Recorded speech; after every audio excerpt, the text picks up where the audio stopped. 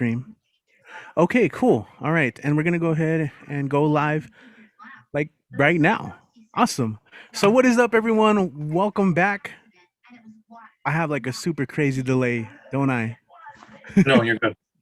My video gets excited and it kind of goes ahead of what I'm trying to say. So anyway, welcome everyone to another edition of our stay-at-home open mic presented by the Barbed Wire Open Mic series. It is Monday, May 10th, 2021, and we welcome you to today's show. So if you guys are watching on YouTube, well, welcome. If you are watching this live, straight up, I love you because that means you were here waiting for us to start the stream. But we always do appreciate when you tune in and check out all the performers. Of course, we do have another great list. We have a lot of regulars. We have some people that we've missed. We haven't seen in a while. It's always great to see a return, and we may have one or two peeps that might be new. So either way, thanks for tuning in. Again, the Barbed Wire Open Mic series, aka BWOMS, is based out of El Paso, Texas.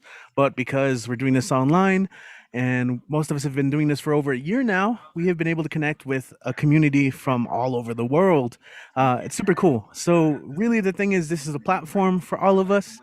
And, I want you to sit back to enjoy the words, enjoy the art, and give some feedback. If there's a particular poet that strikes you a certain way, if they connect with you, maybe something you've experienced or maybe something that you've thought about, let them know. I'm going to encourage people and poets, performers. I encourage you guys to, you're probably tired of it at this point, right? Like the whole spiel of where you can be found and all that. But if it leads to human connection, to, connecting with someone, it's cool. It's important. So my name is Rich. I'm going to host an MC tonight, and let's go ahead and just kind of get into it. We're going to hear a little bit of everything tonight, all sorts of topics, and I'll just say, just I haven't said in a while, but this is a free expression zone, so you guys are welcome to write about and talk about anything that you'd love.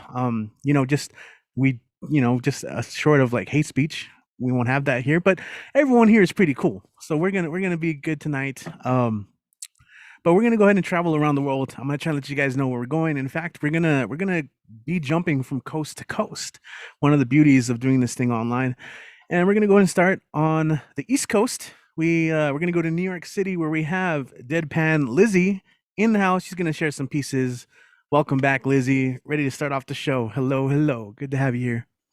Hey, always good to be here. Love seeing you all. I have 3 poems for tonight. First one is called Artistic Pleasures. I see so many pictures a day, my brain cannot handle it sometimes. Scrolling through the different platforms, absorbing the different emotions that went into the hues, digesting what the artists were feeling when they crafted their masterpieces, becoming one with their expressions, taking a minute to fall completely into their art, completely into them, my brain stopping as I rest in their imagery, every painting speaking to every emotion I've ever felt, and some simply make me wet, hitting save on those pieces, lighting the candles, locking the door, clothes scattered all over the uneven floorboards, and becoming one with that image and myself. Second piece is called Mother Nature. She gives us everything we need, 24/7. She knows when we are in need of the sun beating down on our bodies for warmth, the rain bathing us in the most natural way, the snow and hail, a small cold ice pinch to remind us what we need to work on, as she will not let the frostbite go away until we do. And of course the days she makes it almost unbearable that we sweat out our frustration. But without her touches, we would not be able to exist. And my final piece is called I Am Valid. I am a strong lesbian. I am a strong leather lesbian. I am a strong woman. I have a voice, and I am never afraid to use it. It is loud and extremely proud. It has opinions, and it has value. And every word that I breathe is valid. And if you are afraid of a strong leather lesbian who exudes confidence, fuck you. Thank you. Hell yeah. That's the sign off right there. Thank you. Um yeah.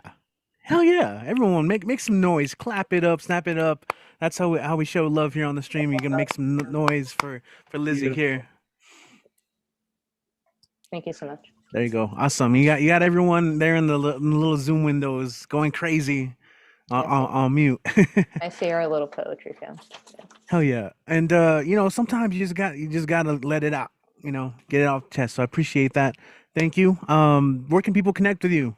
We're Yeah. seeing you for the first time. I don't know if you can read this time, but I'll read it to you. Most of my Instagram handles and Twitter are just ES_Strauss. So you can follow me on Instagram or Twitter and get all the updates for everything I do there. Thank you so much. Awesome. Yeah, thank you. Cool. So we're getting a lot of people joining into the call right now. Awesome. If you ever want to just hang out with us in the Zoom call, you guys are totally more than welcome to.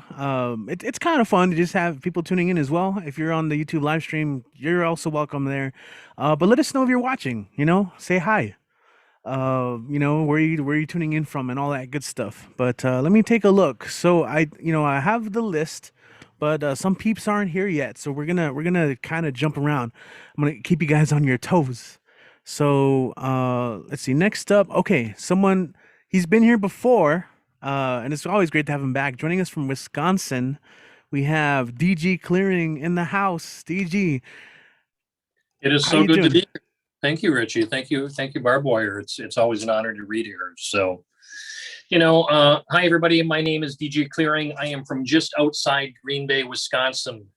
The poem I'm going to read tonight, Mom, was first featured on May 7th in the local newspaper, and then was selected for the featured front page story for Mother's Day in the USA Today Post Crescent, and has since been syndicated in multiple newspapers.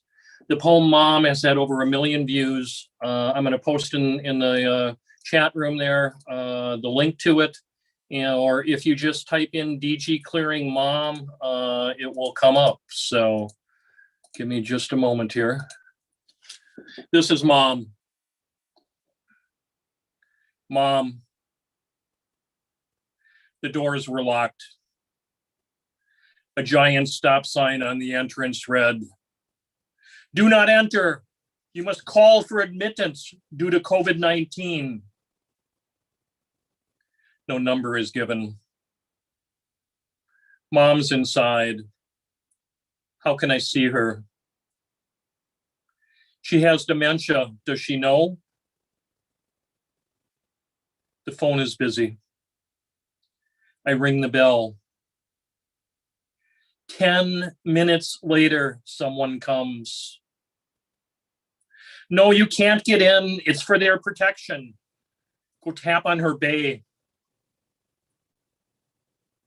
They could have let us know. Mom sits in the window. She's 91, a depression baby. She's seen her share of life. 4 months later, outside her window, I sit every day. We talk. Her little sister is playing hopscotch. Time to bring the cows in. You're going to be late for Sunday school.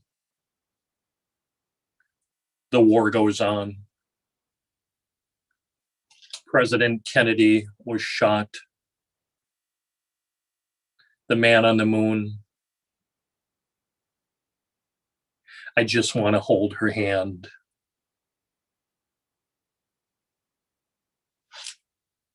Thank you, everyone. I appreciate it. It is so good to be here. Awesome. Hey, man. Thank you for sharing that. You're welcome. Thank you. Thank you. Yeah, got to find that link. Check that out. And congratulations on. Oh, thank you. I appreciate that. So it's quite an honor to get published like that. So Tip of the hat to you. thank you.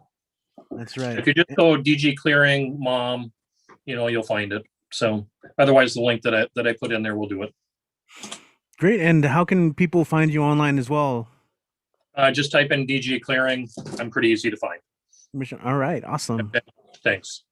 Appreciate you, man. Thanks for making it. Thank you, everybody, and all the poets that are here tonight. Awesome. Yeah, awesome. And always looking sharp, man. I'm always envious of those nice coats you're always rocking. It's starting to get a little hot, so it's gonna be harder to wear those for me. But Yeah, okay. It's awesome, only 45 out here right now, so uh, it's still a little chilly. So it's that's all. 2 days ago. Awesome, man. That's all. That's all. Okay, cool. So check it out. Doing really bad about letting people know in the chat what's up. So check it out. We're going from Wisconsin to Denver. There you go. We're gonna go ahead and bring up Mike Sindler. He's got a little something to share. Mike, surprise, you're next. How you doing, man? Caught you off guard. Probably, yeah. Oh, you're muted. You're muted. Yes, you did. All is well with the world. That was weird. Yeah, I'm going to do one. It's really for both my parents, but I'll do it just for mom because this is called cultivation. Like a stone atop a gravestone, let these words show I'm with you now. In my thoughts, if not in person, twisting syllables to show you how you echo from inside my voice, spreading outward through time and space, kindness you shared, lessons you taught, taken to the heart, never erased. All the best inside of me, all the best that I create, blossoms from the patient seed you spent such care to cultivate. Like a water drop that ripples out from the center to the shore, each ring a lifetime's advance, journey from student to mentor. In the slow race towards empathy, passing enlightenment's baton to the next young, fresh runner in the endless marathon. All we endeavor to create, all we endeavor to endure, is futile without the impetus of the wave that came before.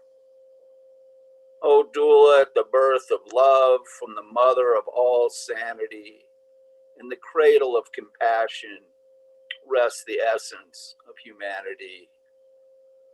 What little wisdom I have gained, everything I know to be true, I found before me, seeing it as manifest inside of you.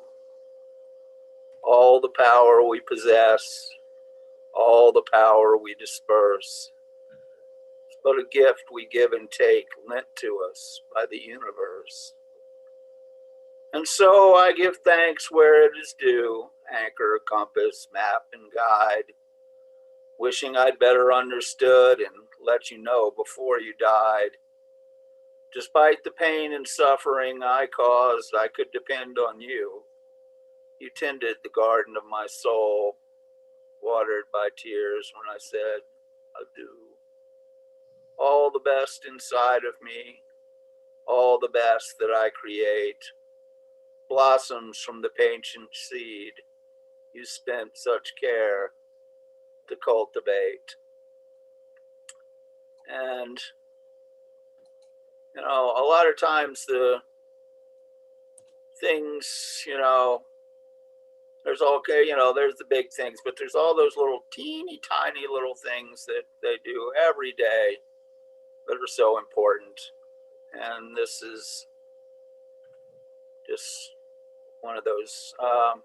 It's called Breakfast, an imitation of Fall by Mary Oliver, which is a great poem. Yeah. The fresh eggs, yolk and white, froth together as whisk sweep smooth ceramic bowl. Schwick, schwick.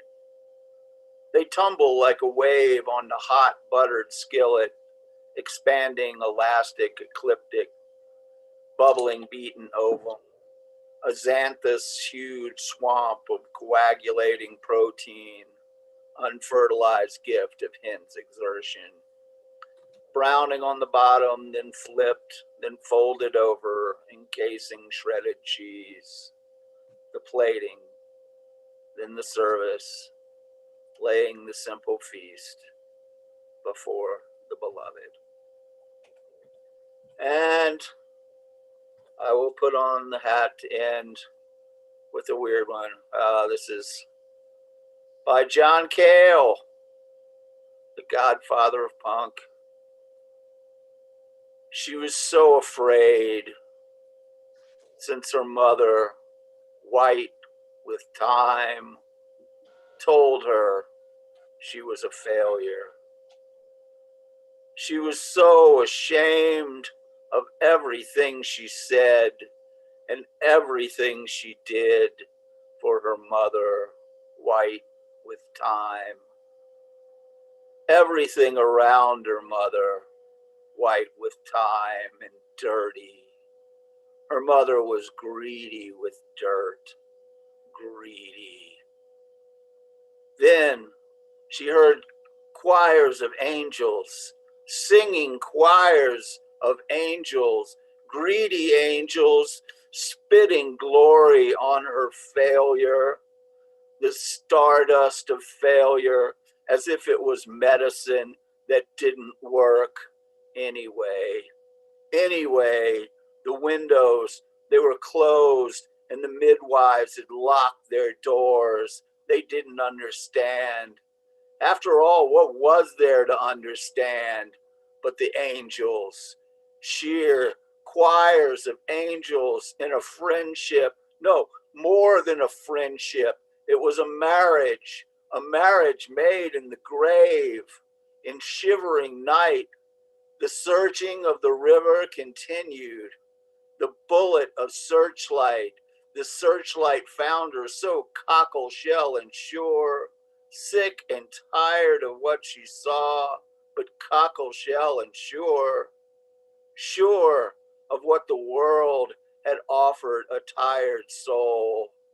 From Istanbul to Madrid, from Reykjavik to Bonn to Leipzig to Leningrad to Shanghai, Phnom Penh, all so it would be a stronger world, a strong, though loving world to die in. Oof, man. Once again, loved it. Awesome reading, man. That one's called Mike, Sanities. awesome, man. Awesome. Thanks for sharing that one too. Cool. Do you got anything going on this week that you want to promote? Thank you so much for asking. Yeah, I got I'm doing a feature tomorrow actually on Time to Arrive open mic tomorrow night. Cool. And then I got another one a month from now. And as always, want to remind people to go to lighthousewriters.org, and LitFest is coming up soon, folks. It starts the beginning of June. I think June 4th is the first day of it.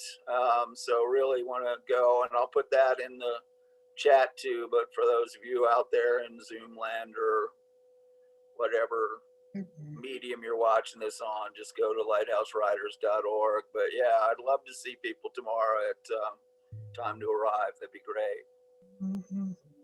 Awesome, man. Yes, Time to Arrive. I've yet to arrive, but I gotta go check that one out. And if you guys are listening too, now's the time to go check it out. Go support Mike, his future. We'll get the link in the chat, and let me see if I can share that too on the YouTube chat as well. But looking forward to that, man. And as always, I'm glad that you're always promoting Lighthouse Writers.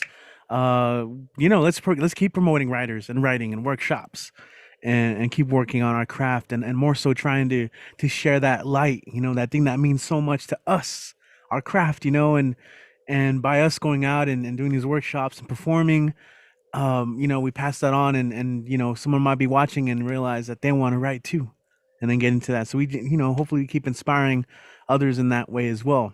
Awesome, man. Thank you, Mike. All right. Up next, we have a very special birthday coming from the land of Cleves. That's right. It is, as you guys know him, UCP, the urban cowboy poet, in the house. Happy birthday. He's going to play. Yeah. Welcome, man. Good to have you. Thank you for the birthday wishes. Let me get this out of the way. I'm doing a Mother's Day tribute. I've done it Thursday and Saturday, but you haven't heard it, and I like it. And if you give a tribute to my mother, it's got to be in song. So if you're ready, so for some toe tapping and knee slapping, we'll go. Well, life in my family was really kind of cool. We were loved and supported when we were going to school. My mama raised the six of us to be nobody's fool. Thank God I'm my mama's boy. Music, love, and laughter with my mom and dad's thing. Daddy taught me to be funny. Mama taught me how to sing. The role models were Jesus Christ and Martin Luther King. Thank God I'm my mama's boy. Well, I got me 3 sisters and I got me 2 brothers, and I wouldn't ever trade them for any other. We all so lucky we were raised by my mother. Thank God I'm my mama's boy. My mama taught me to be fair and to treat all people right.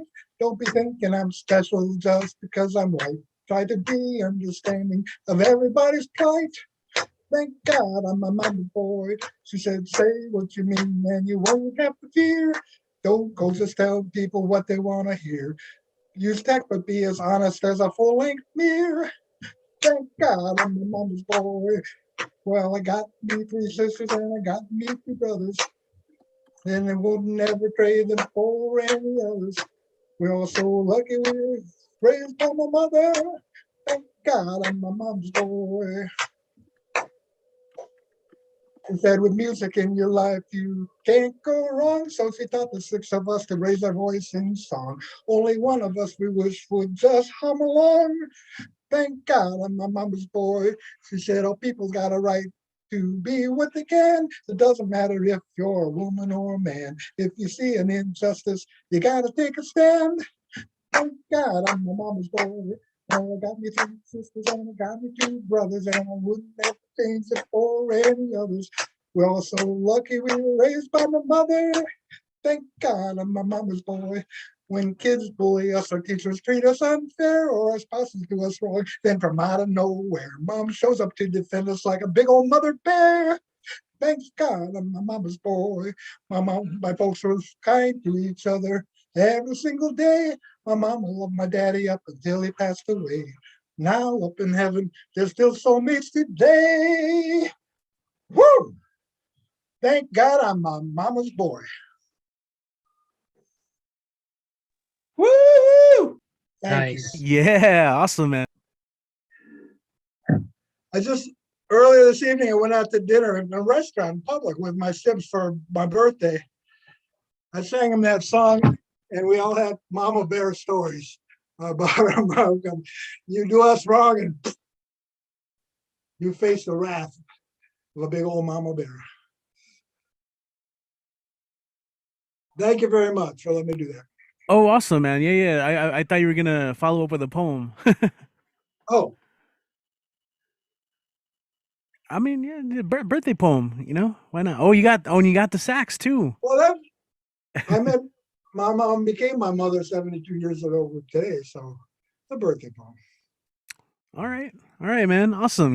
We love you, man. Thank you as always for getting on here. We missed the urban, but you can check out the urban poetry on YouTube, right? Oh yeah, yeah. I'll go back to this sometime soon. Okay. You see that? Urban cowboy poetry, Facebook and YouTube. Simple as that. Awesome. I love it. Thank you. Thank you. Awesome. Enjoy your day, and I'm gonna have to bring out my Yeah, we can jam. sax next time. Yeah, I'm gonna get a mouthpiece for it. Yeah. Hold It didn't come with a mouthpiece, huh? No, my friend gave it to me. Okay. Yeah. So he has his sax, but he didn't. They're not expensive, cheap ones. No. But, No, yeah, awesome. it came with 10 reeds and a mouthpiece this one. Awesome. So thank you, that nice gift, and also for the gift of music for your birthday. Appreciate that. I'm gonna have that. I like that song, man. I saw people in the grid view, kind of getting Good. down as well. Good. Awesome, man. Well, enjoy your day. Thank you. No, as always, great. Thanks for being here. We're gonna go ahead and go from the land of Cleves to Pittsburgh, and we have a It's reader a who has whole now. hour and a half, 2 hours tops. Right, it's been a while since you've been here. It's great to see you. We have Vale You Larkin in the too. house. Vale, what's up? Take it away. Welcome. Hey, good. How are you? Um, okay, I'm gonna do this poem and then I'm gonna promo these series that I'm doing and then I'll be done.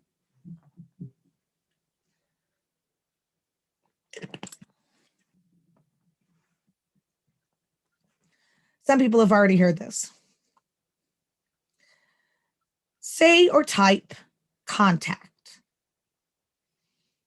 Day 492 of the pandemic. Everyone on the internet who is my age believes I am 28 years old, except for those I have specifically contradicted. I am frequently addressed as though I am an especially precocious Wunderkind. This is uncomfortable. Everyone else on the internet also believes I am 28 years old. This makes for some awkwardly age inappropriate propositions from multiple age groups. I am growing desperate.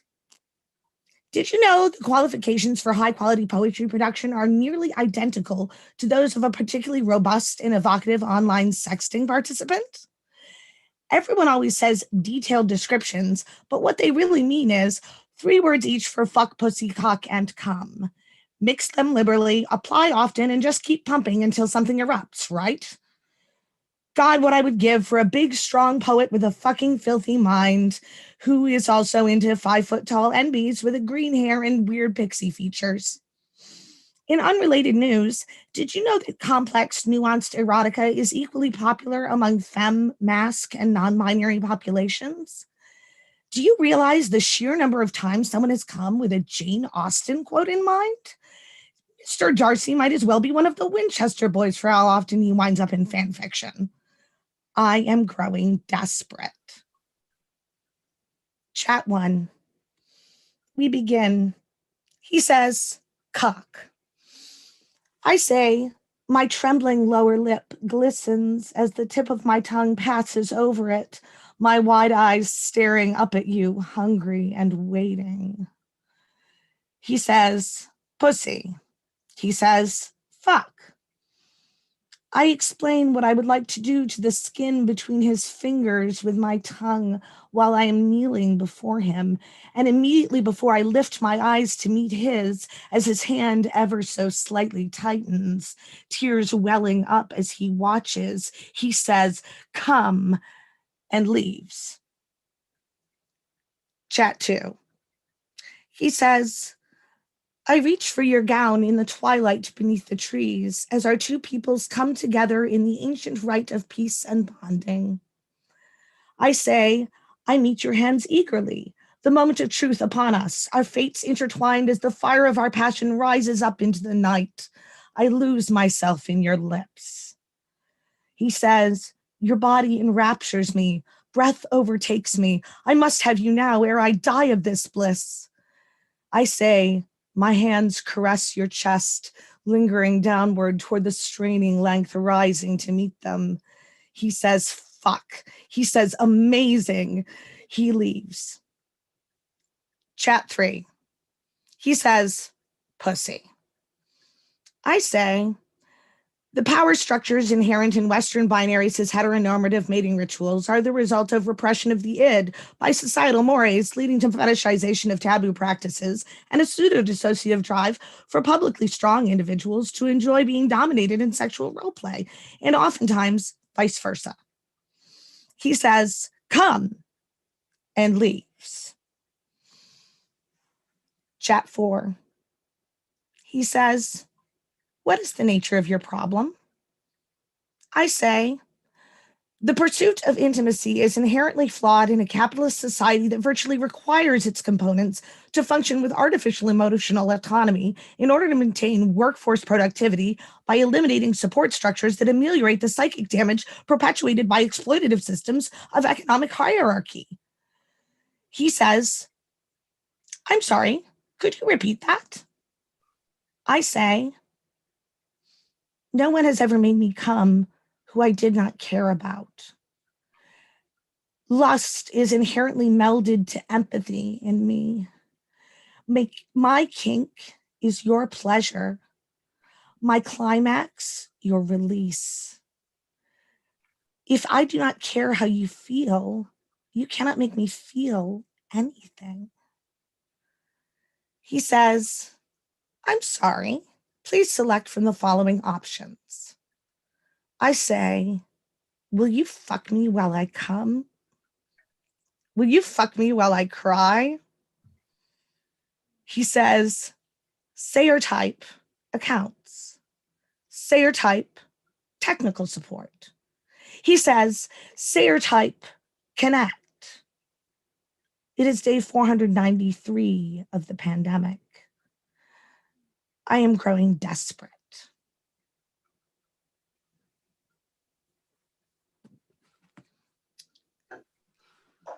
Wow. Yeah.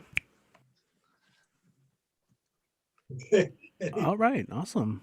And you said you wanted to share some of your things you got going on, right?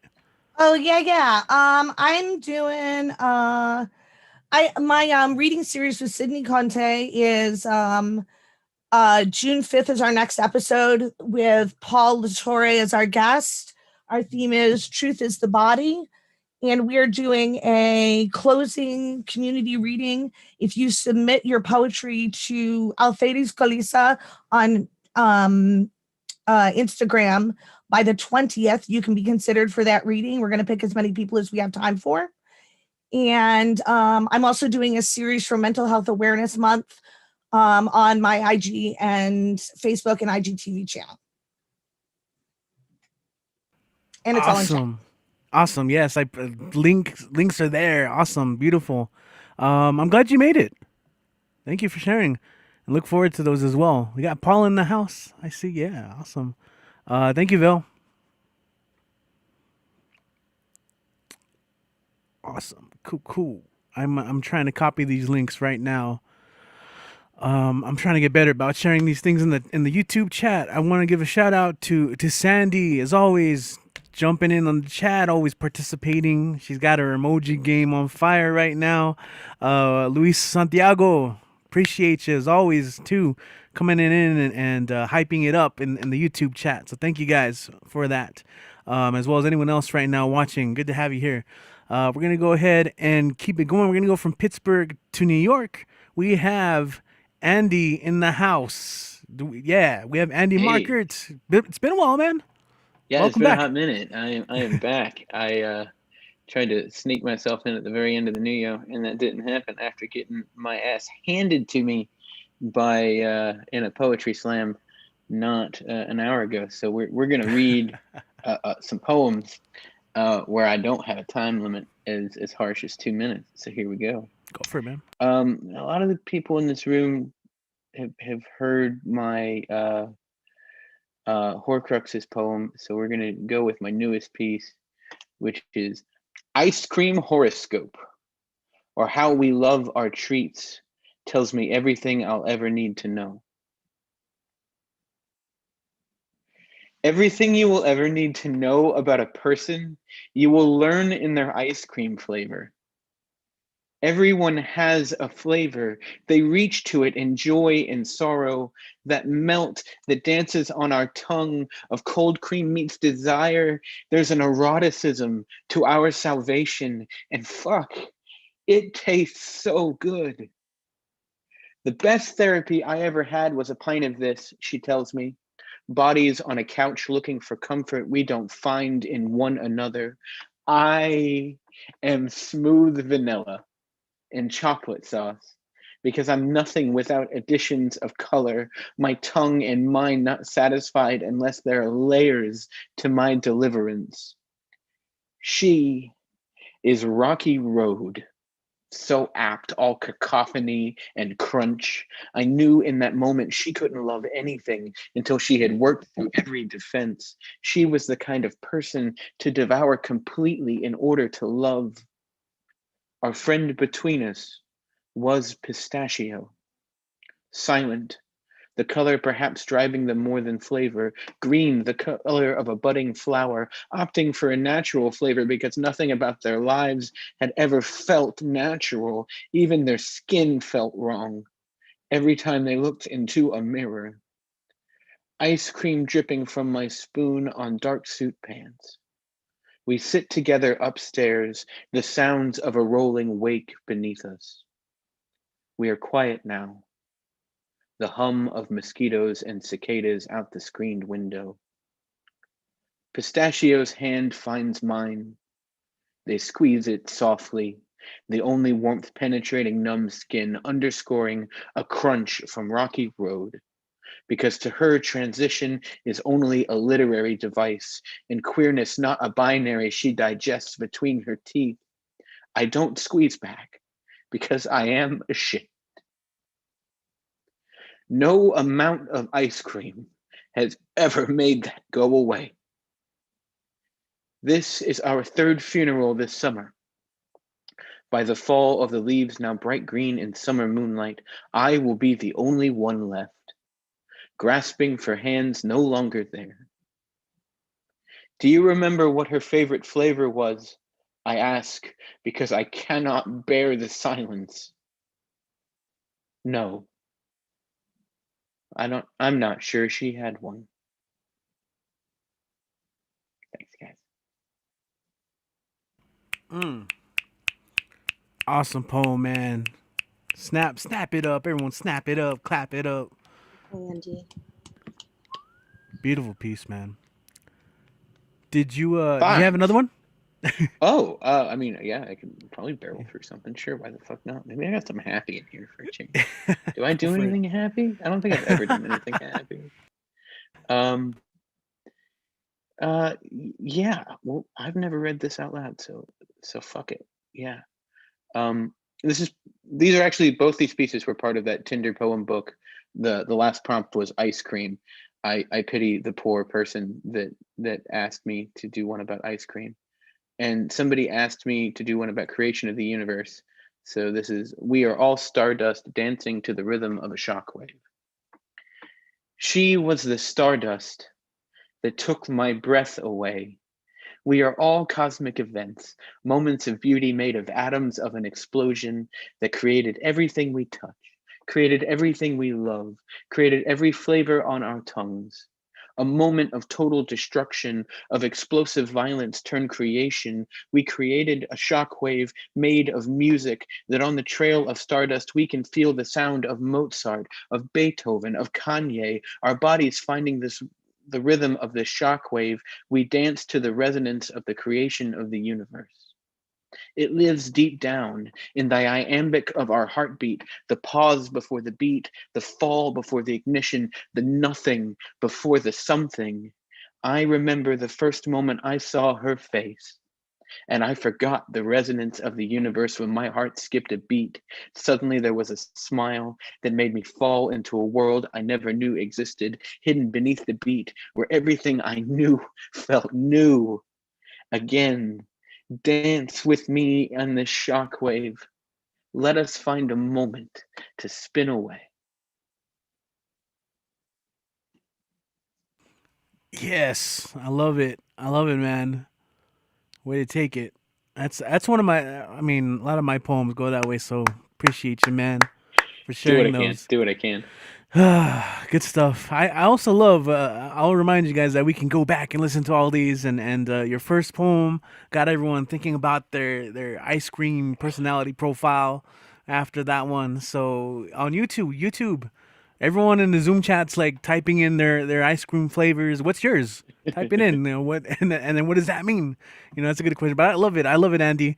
If people are hearing you for the first time, is the best space to find you on Instagram? Yeah, best place to find me is on Instagram. You can find me at Andy Meerkat with 2 T's, and you'll see little snippets of my work. And yeah, you can see my performance schedule. I need to get better at posting that and planning it. Anyway, I love you guys. Thank you so much for letting me read. Yeah, I'm glad you were able to make it in. You know, yourself and of course everyone. You guys are always welcome to come back whenever you can. Hell yeah. was gonna say, I hate losing. I lost my train of thought, man. But thank you, Andy. Um, yeah, Instagram, Andy Meerkat. When I introduce you, it's Marker, but I always want to say Meerkat because of the Instagram handle. It's like next up, Andy Meerkat. I'm currently shopping nom de guerres and performance names. So whoever's got any witty ones, chuck them my way. Nice. There you go. Yeah, you gotta crowdsource those. It's always hard to kind of dub your own, right? All right, cool. Thank you. Let's go ahead and keep it going. Taking a look at the list. All right, we're going. Oh, check it out. We're going to Washington D.C. One of our regulars. I think he's going to continue the theme of trying to hit our funny bone. We got Ed Poetastic in the house, who was recently featured on a cool blog. Congratulations, man, and just so helpful, man. So, what you got for us today? Welcome back. Thank you. Thank you, Rick. Thank you, Richie. Richie's the man that deserves some praise and some hands. Woo! All right, I'm ready to do this. I hope everyone's having a poetic, poetry, and incredible day. I can't wait to give you some magnificent poetry, so make you flow and grow and know. All right, I got five jokes and 3 poems. Okay, why did a doctor put the bat in the insane asylum? He was acting too batty. Why did the prince dump Sleeping Beauty? Because she kept sleeping on his calls. Why did the monkey chef quit? The staff accused him of monkeying around. Why did the comedian hate the shark? Because his laughs were too drawing. Why did the waiter hate the leprechaun? Because he was $1 short. All right. Thank you. Hope everyone get it chuggles and buckles. All right, here's some poetry. This is called Work Hard. I work hard every day, looking so happy, sunny, no time for simple play. It's not even funny, running different ways, getting that money, feeling like an ashtray for these dummies, not knowing what to say, not sweeter than honey, dancing on the Broadway to try to lure these bunnies. Efforts went instant decay, heart feel like a gummy, golfing coffee like a cafe. Days getting so crummy, surviving another doomsday, time getting so muddy, playing a game of horseplay, mind's getting so fuzzy, pretending it's a new Friday, doing tricks like a monkey, planning day of the freeway, at least I'm sleeping like a puppy. Keep saying another day, another day, another day. All right, this is called Warmth Embrace. The air was warm. No, the air was warm. You were the sun. Emotions move in swarms. You made me stun. You're a burning firestorm. My heart was on the run. I, a frigid ice storm. You were an innocent nun. I quickly brainstorm. To you, my light of fun. I became a thunderstorm. What can I do or done? I became a rainstorm. My heart weighed a ton. I quickly transform. Romantic showers hasn't begun. Towards you, my crimson sexy art form. Oh, and this is my last one. This is called I'm Sorry. I'm sorry. We're all make mistakes. It's not really a big deal. Please don't stay awake of making him or her feel. Please, for goodness sake, it's not permanent or sealed. Please just give us a break. It won't bother, cost, or kill. It's not one big hungry steak chasing you from hill to hill. It doesn't call you to ache. Let us be open, flawed, and real. No need for one vast earthquake. You are you, so there's no need to appeal. Awesome, man. You are you. Beautiful words, Ed. Cool, man. Yo, for people who don't know, I referenced that blog. Want to tell us more about that really quick? Cause it's a cool profile. Oh, sure, no problem. I did a blog with a very, very talented British host. He was a very good guy. Basically, he asked me questions about what poetry means to me, how I got into poetry, and what's my views on poetry and my writing process. If you want to know how I rhyme so I could fill in the time and make you all feel sublime, please check out this beautiful interview. You won't be mistaken, because it's always going to make your emotions start baking. Awesome, man. Ed, appreciate it, dude. Congrats on that. And I appreciate the rhyming, man. It's fun. What can I say? And always the positivity. It helps, secretly it picks me up some days where I'm feeling a little down, and I see you just being super helpful to people and trying to help everyone out. It's cool, man. So Ed, thanks for coming through. Give me We're your gonna honor. go. Stay protesting. Hell yeah.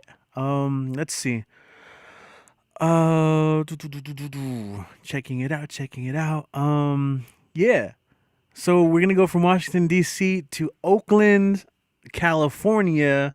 Our next performer has been here before. Not often enough. Has 3 poems included in a new anthology. But D, I think, is just having one of those days, and I just think needs this platform, this space to just get things off. So D, the space is yours, man. Go and take it away. Welcome. Thank you, Richie. I have 2 poems tonight, and the first one happens to come from the aforementioned new anthology book called Geography is Irrelevant, Poetry in Isolation. I have 3 poems in here, but I'm only going to do one of them for tonight.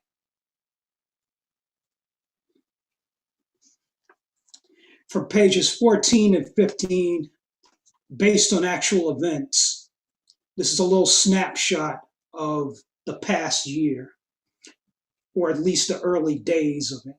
This is called Barren.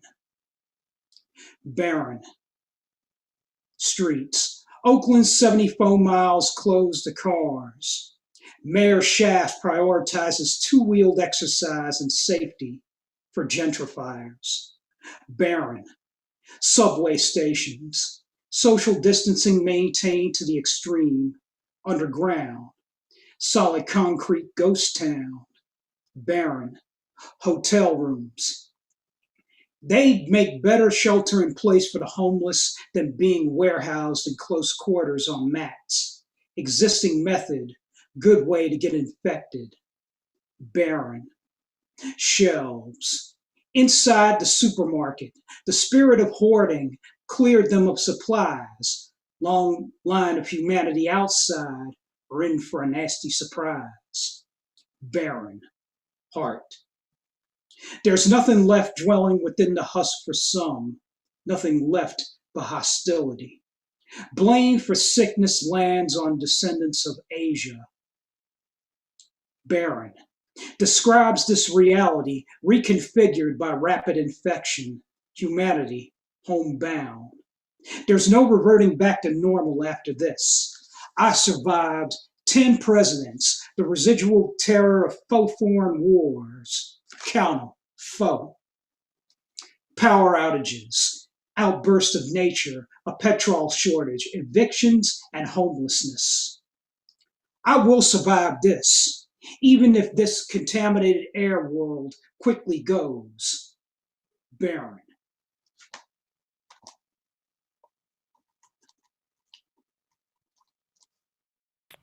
All right, man. And that first poem was called Barren, my own little snapshot to the early days of the coronavirus pandemic and how it impacted the San Francisco Bay Area, in particular, my town of Oakland. And that comes from the new anthology, Geography is Irrelevant, from York, England's own Stairwell Books. And the last one, Richie. Share screen, please. And first, I'd like to apologize to Paul Conqueso for, I'm sorry if my spiel is making you fall asleep.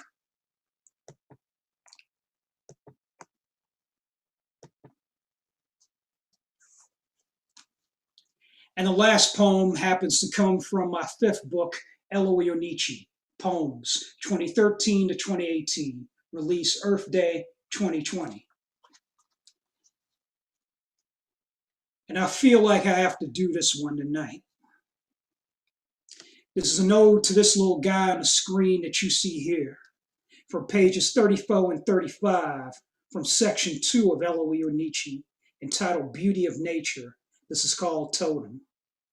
From a long black cord surrounding my neck, I carry my strength. Smooth carved apple coral, blood red stone totem. Crawling bear facing the east, sky blue lifeline, points to the western edge of creation, area he defends throughout the year. Then he hibernates in dreams during winter. What the bear seeks is medicine. What the bear finds is medicine. What the bear eats is medicine. What the bear exudes is medicine, meant for our withstanding the chaos. Cave-dwelling woodland animal, sacred to the Zuni, the Anasazi, Yona Nawadi, bear medicine to the Chalagi, or the Cherokee Indians if you prefer. The beast that walks firmly on 4 legs or 2, like a man, best represents internal strength I could use, worn as an outer totem around my neck.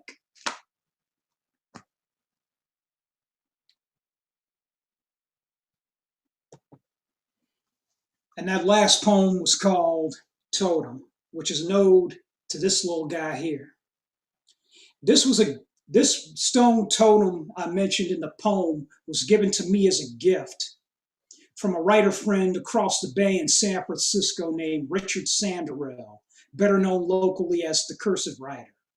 He went to an American Indian powwow out in Arizona about 4 or 5 years ago and came back from the trip with several of these. Gave me this one. And this little guy represents the inner strength that lies in every one of us, men, women, and other.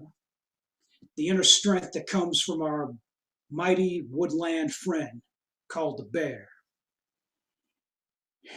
And I dedicate this portion of the open mic to the man who gave me this, Richard Sanderell, the Cursive Writer, one of the few people on this earth, let alone the Bay Area, one of the few that I consider my friend. And that poem comes from Eloise Nietzsche, from Conviction to Change Publishing. Good night, y'all. All right. Hey, thank you, D. Once again, condolences, rest in power and poetry, and shout out to everyone's inner strength. You know, sometimes you gotta listen in for it, but you know, we're all finding it at different points. But yeah, shout out. Thank you for that performance, man. All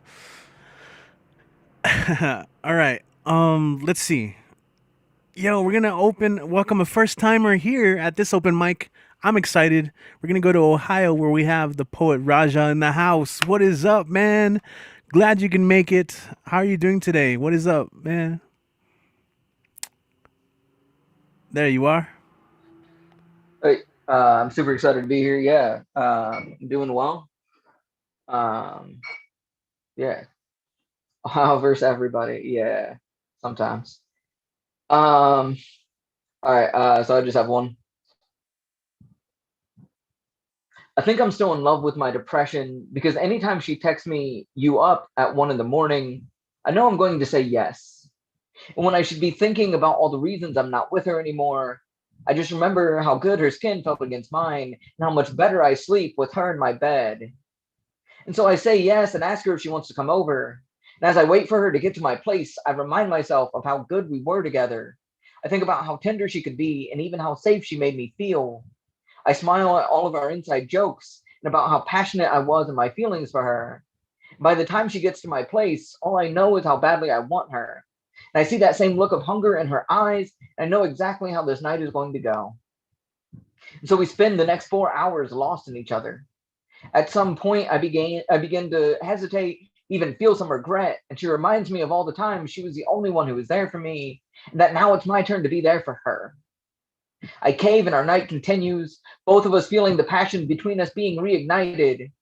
Eventually we fall asleep, usually just before dawn. The next morning, when I try to wake up, she reminds me of how late we had stayed up the night before and convinces me that I should just stay in bed with her for another hour.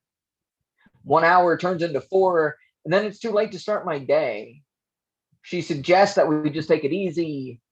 Suddenly, I'm spending the day in bed with her. One episode becomes half a season. Having a snack turns into ordering food for every meal, and not checking emails becomes not checking my phone at all. And eventually, it's too late for her to go home, so she stays in my bed for another night. I think I'm still in love with my depression because I will stay in bed with her for the next 3 weeks just because she wants me to. I still build my life to be able to stay in bed for weeks at a time whenever she asks. And even after I realize that I need to get out of bed, I will stay there for her. Because when I finally do get out of bed, I still don't want her to leave.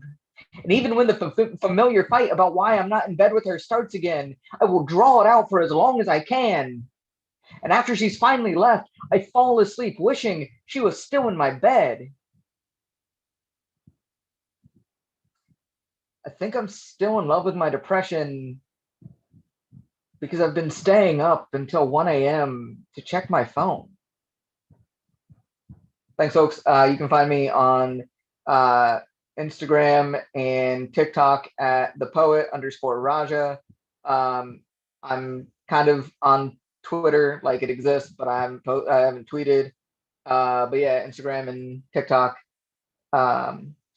Yeah, excited to be here. I'm definitely coming back. This is a solid room. Thanks. Appreciate it, man. I'm glad you could make it. I was super excited to see you sign up and join us. Love to hear more of those. That poem, man. I think yeah, super relatable. I think a lot of us can probably relate to that too. Yeah, appreciate that. I'm kind of like still gnawing in my mind some of those phrases there that you put together. Um, yeah. Next Monday, hope to see you here. All right, come through. Thanks, man. Let's Yeah. sweet. And then you got TikTok, man. That's you gotta look into that as well. So Twitter, Instagram. I like it when you can get all the same name too, all across the board on the socials. That's helpful. I'll share that on the YouTube chat also so people can follow you. But yeah, damn Ohio representing today a little bit. We're gonna go back to the East Coast. We got the Meadowlands, New Jersey. You guys know what time it is. It's time for Nick Paleologos. Nick, what's up, man? We missed you last week. I know things have. I wasn't feeling the best, but I am back now. Hell yeah, Thundercat. Thundercat, all hail the kitty goddess, they say, right? All right, so let's get into it. I'm not gonna do two for y'all tonight. This one I did actually at last Friday. Actually, I made this and I kind of edited a little bit. I think it's ready to go. I finally came up with a title for this one. It's called Out of Persona, Qualms of Residual Souls. Take the controlled chaos. Harvest it like a farmer. Hold it in the pose of a monk. Can you exert it without harm? See, chaos has a way of letting everything go, watching people attack in warmongering, wagering a life against a life, trying to figure out the weaknesses in the armor, softening the stainless steel soul to wield the chi to weaponry. Harnessing harmful harmony, tuning to master of puppetry, pulling the mind, twisting the body into hatred. Breeds like rabbits and spreads like new COVID variants. Chaos's marksman is ordered by death, deforming demonic humans to devilish delight. It's angelic music to create chaos, a tendency throughout humans' existence to maim, murder in masses, as commonplace as kneeling at churches, as generals gathering to send waves of followers to tombstone territory. We clearly don't have enough angels here, since they flew too close to the sun. and got torched. So can you exert your hatred out without hurting those you love? Can you be the guardian angel that doesn't float away into aerospace? And can you even the battlefield? You have a choice to make. Do right or wrong. Pick wisely. The end result is always the same. You go to the crypt, eternal rest. That was the first one. And of course, Mother's Day was yesterday, so I'll do a little one that's a little more later. We'll do this one. This one's called for Mom. Mom, you show me love like a hummingbird to nectar. Show me how deep it is, like the Amazon forest. You've concealed your pain for years. You could only hide it for so long before your face shows it. You probably won't see this on the other side of the computer screen, but your son does love you. You are magnificent. Your dedication is worth more than any green money, Bitcoin, and Dogecoin could ever value to. Your kindness is as delicious as hummus. You've held me together like a rubber band all these years. Happy Mother's Day. You'll always be my mom. Whether at home or in hospital, you gave me strength. You taught me, well, both your good and the bad. Now let me teach the world. Thank y'all. Yeah, man. Thank you, Nick. Awesome. Whew, man. You guys are coming with it. Yeah, dude. How you doing, man? That was good, Nick. Thank you. Thank you so much. I'm doing better. Like I had like a kind of like a bit of a reaction to the vaccine. So I was like, I was not up where I was like, I am not going to do anything. I'm going to relax and like, and everything. But now I'm back and everything. So like I'm a lot better than what I was. So I was like, I'm back here and everything. But thank you for having me again, Richie. You guys can always follow me at the Real Nick P on IG. That's TheRealNickP. And also, starting June 2nd, I'm having my own show with The Word Is Right. So if you haven't liked The Word Is Right already, go give them a like so you can go ahead and go get all the details of my show. And starting, like I said, June 2nd, first and third Wednesday. Mike coming soon. And I also have a coming up, I believe it is June 5th, I believe it is. It's with Mr. Speaker. So when I get those rest of those details, I will drop that into the chat. But thank you all so much for having me. Richie, it's been awesome. Glad to be back, man. Right on, man. That stuff sounds exciting. The Word Is Right. Yeah. If you haven't already followed them online, I mean, make it right. Go follow them. The Word Is Right. That's right. WRITE, of course. Yeah. Nick P, the real Nick P. Follow him on Instagram. Find him, check out and find all that great work. Cool. All right. I accidentally skipped, but we're gonna go to the West Coast again. We're gonna go to Seattle. We have another performer that we've kind of missed for a little while. They had been coming through for a little bit, and it's always good to have a return. And as much as I hate having to introduce them, how they sign up, right? This is how they signed up. That's the caveat, right? We got Seattle's worst musician, and that's worst, WURST. What is up? Welcome back. Hello. Hey. Can you see me? Okay. I'm going to bring, I said the worst musician because this is a bomba drum. Bomba is like Afro-Puerto Rican, one of our folk arts. Actually, it's our main folk art. And I wrote a song on that. And it's about like when some evil, thoughtless, heartless woman broke my heart. So the song's about, we have a gathering called bombazos, when all of us get together. This was during the time that we're enslaved, and this was a time when Afro descendants. One of the ways that we shared and we preserved our heritage, and we passed on sometimes secret codes and knowledges and things like that. But now, now we're using it as means of communication. It was used a lot during the BLM protests. If you saw Black Lives Matter protests, and if you saw the protests that were going on during the hurricanes that we've had the last 3 or 4 years in Puerto Rico, you've seen this art form. So just wrote this song. It's not deep. I don't want to be deep right now. I've written deep stuff, but it's just about the woman done done me wrong, and I'm going to play with it. And also, one more thing, like I see we have 2 or 3 Ohio peeps here. I just found this out a few years ago. I grew up in a city called Maple Heights in Ohio, out of Cleveland.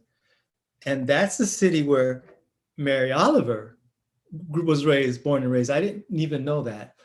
And I literally can, from my house, it would have taken me 3 minutes to run to where she grew up. So that's interesting for all, because like she's the most prolific, the poet that's been sold, whose works have been looked at and sold more than anyone. So like that was a trip to me. It's like, wait a minute, this woman who I've been like everyone reads Mary Oliver. It seems like they've had something, and it's like, wow, like I can run to her house in 3 minutes. But I'm out here in Seattle now. Enough of that. Now I'm gonna drop you the bomba. So.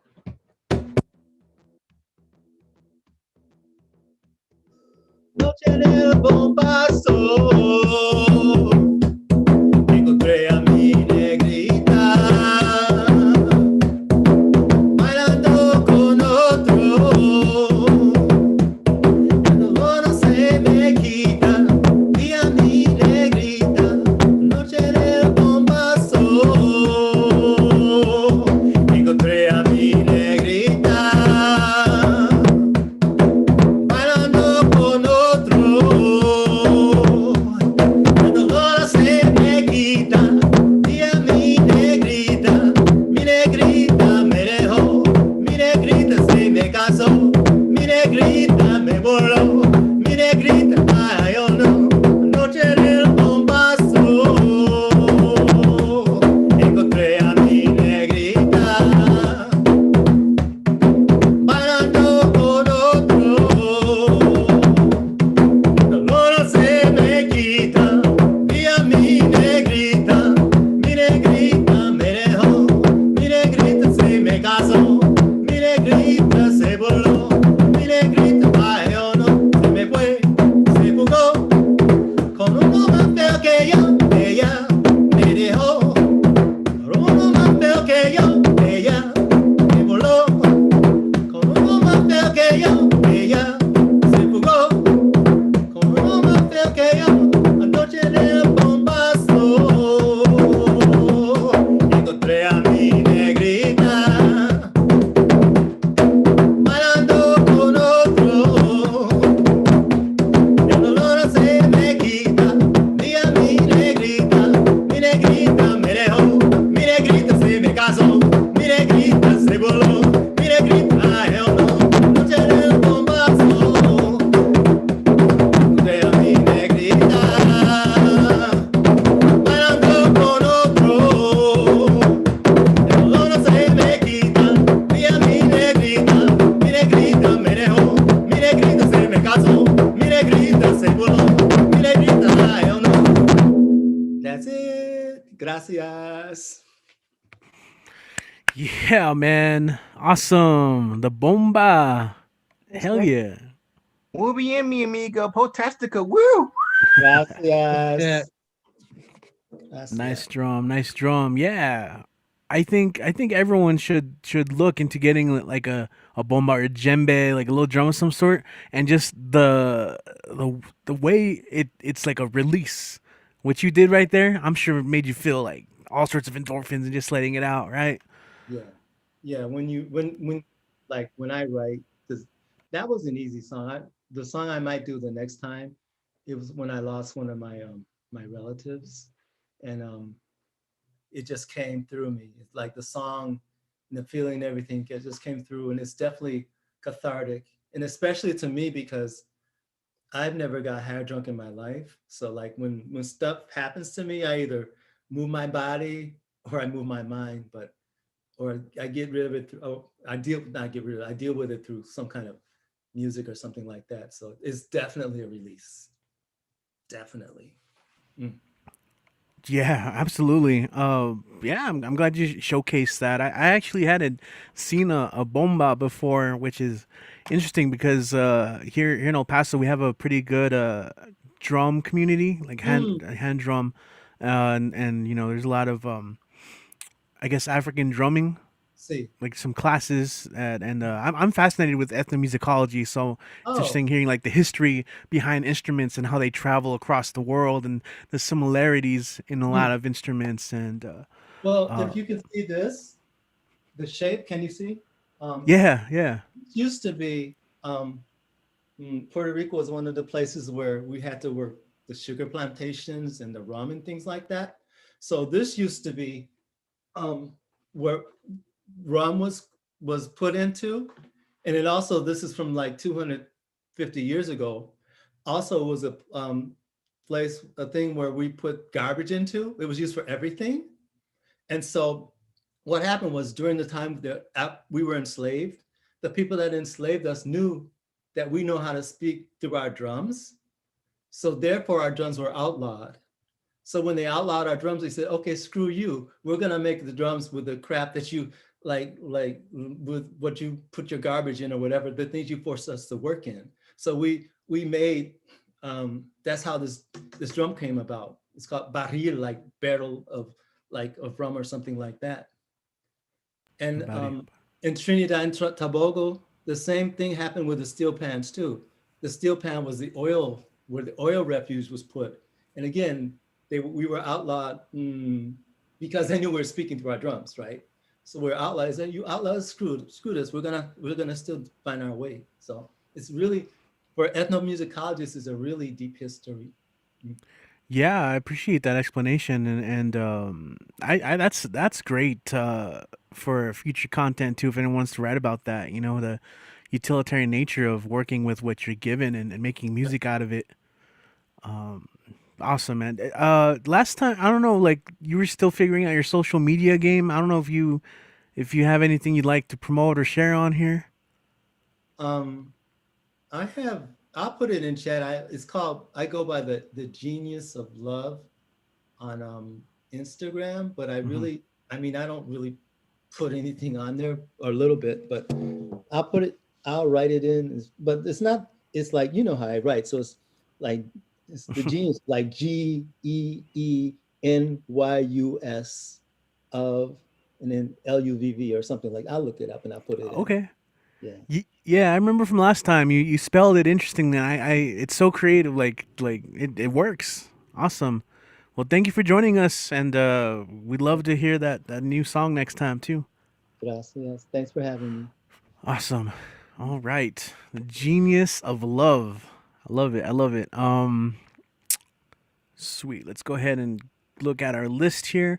It's crazy. I'm looking at the list. 1, 2, 3. We have about like 4 or 5 peeps that have signed up but aren't here, which is fine. We still got some people signed up, and we're gonna get them on. But there's still plenty of time. So if you guys are interested in signing up, there's some room. So you guys are more than welcome to share. I also know that some of you guys are shy. And so, something that we have done before is after the live stream ends, we always hang out and just chat it up. And every now and then someone will share a poem there, So that's also an option. If you're like shy about being on the YouTube live stream, just join us for the after party, and share something. We'd love to hear that work, if you're looking to share something that way. All right, cool. We're going to go back to one of our favorites, and is going to be featured this week, and I'll let them explain it more, I think, after they perform. But we'll go ahead and welcome to the stage, to this space, Lee MS. Go and welcome them to the stage. Yeah. Hi. Sorry. So yeah, I don't bring anything old, new, borrowed today, but I do have something new, and I'll be sharing two old stuff as well. So first, I'll start with the new shit. No title. Finish it like I would say like an hour ago or so. So here it goes. For years, I have doubted my place on the branches I cling to, the same ones I once wish I could remove myself from, then wish I could uproot. Thought myself an infection slowly rotting away the bark of the wrong tree, parasitic, preying on the familiarity of our names, metabiotic, perhaps imbibed by the maggots which feasted upon the roots and made their base shallow, unstable, insecure. For years, I thought I did not belong anywhere, a microsystem of me, myself, and the disconnect with what came before. A pact made in childhood, sealed in the dribble from our lips, and the past crusaders' goal of holy erasure, documentation, colonization, brought me back to the roots I never thought mine. My culture is past midnight football matches, early morning snow fights, scorching afternoons erased by water balloon fights with the colonia. My culture is late night cafecito con pan dulce, dipping the conchas into the champurrado and spilling the chisme of the week to fend the body from the stillness of winter. My culture is the magical realism of a feria, illuminating the horizon, the smell of the food that binds us into the kitchen of our abuelitas, the collective sazon passed down generations. My culture is el pocheo, the code switching to fuck up the colonizers' many tongues, and the songs that tell our woes and glories. My culture is death, never unending, sharing meals with our muertos every day, every month, every year. For years, I doubted what was in front of me, hoping for a deep connection or disconnection from the past, attached and detached all the same, until I found me, until I found us. So that's something new.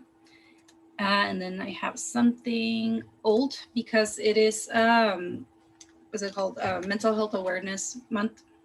I have a background on mental health counseling, and I myself have to take a lot of medication for my mental health. So this is called So Loved. Me levanté del lado triste de la cama y no es siempre que quisiera mejor ya no despertar. Simplemente hay veces que ya no aguanto esta fatiga y ni mis azules celestes logran despertar en mí anhelo alguno por no enterrarme nuevamente bajo sábanas. No sé siquiera por qué han vuelto nuevamente estas nubes, ni por qué quisiera pasar los días tendido sobre la cama, contemplando paredes, mente en blanco y sin razones para las cuales reanimarme, resucitarme. Hay veces que ni estas ganas recetadas son suficientes para evitar nuevamente me levante del lado triste de la cama. Me levanté del lado triste nuevamente y parece ya de siempre desear ya no despertar. And the translation, again, Soloft. I woke up again from the sad side of the bed, and it's not a common thing for me to wish to not wake up. There are times in which I can't simply withstand the fatigue, and not even my sky blues could awaken in me, a hope that prevents me from digging down again under covers. I don't know why these clouds are back again, nor do I understand why I would like to spend my days curled up in bed, looking at the walls, lost in thought, and without a reason to reanimate myself, resuscitate. There are even times in which these prescribed hopes are not even enough to keep me from waking up again from the sad side of bed. And I woke up again from the sad side, and it seems that this wish of never waking up will stay. So that was something old. And then I have something newish, like I think 2 weeks newish. Here we go. And just to lighten up the mood a little bit, so this is the title for this is I'm definitely not exposing my exes and ex-guy friends, but you can still point and laugh at them. Cishet men will deadass ask you to put your period on hold on the same sentence they explain to you how you ain't clean unless you shove a soap in your kitty. Then proceed to make publicly available the information on how they don't wash their own ass because, dude, that's gay. Cishet men will, with a serious face, tell you how an arbitrary number of phallus-shaped playthings will rearrange the shape of your insides while thinking their erratic convulsions of a few in and outs will soak up your desert and make your grounds quiver.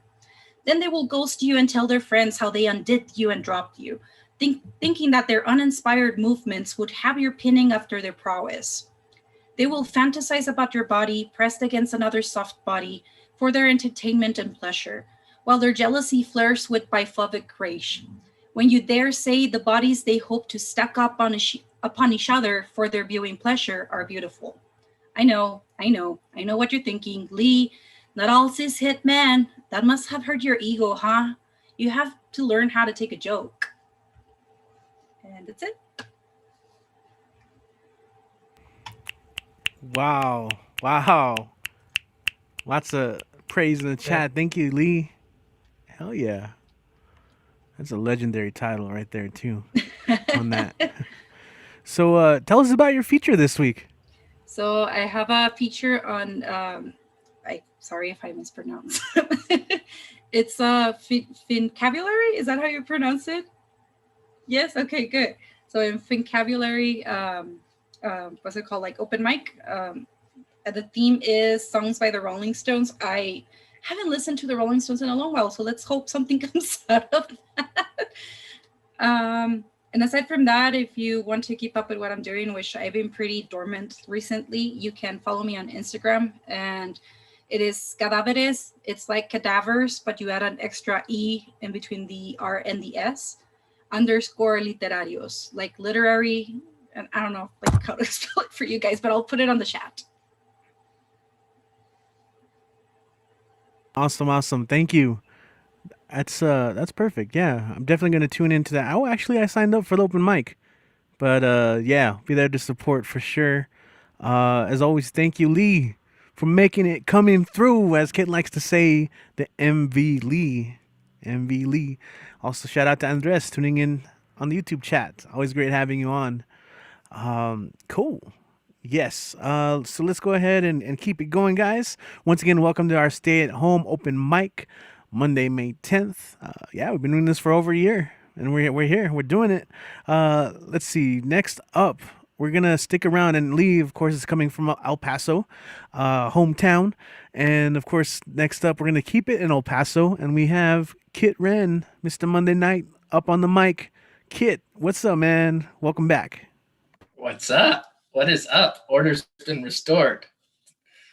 If you know, you know. I'm not going to explain that joke. Okay, yeah. Tonight's been really good. Everyone's really good. I'm sorry if I sound surprised. I shouldn't sound surprised because it's good every week. But still, it's worth saying out loud. But gonna read 3 of mine and then the cover. Gonna have a couple mama poems because, yeah, why not? Still May. It's still good. This is Mother's Day in Mexico, so it still counts.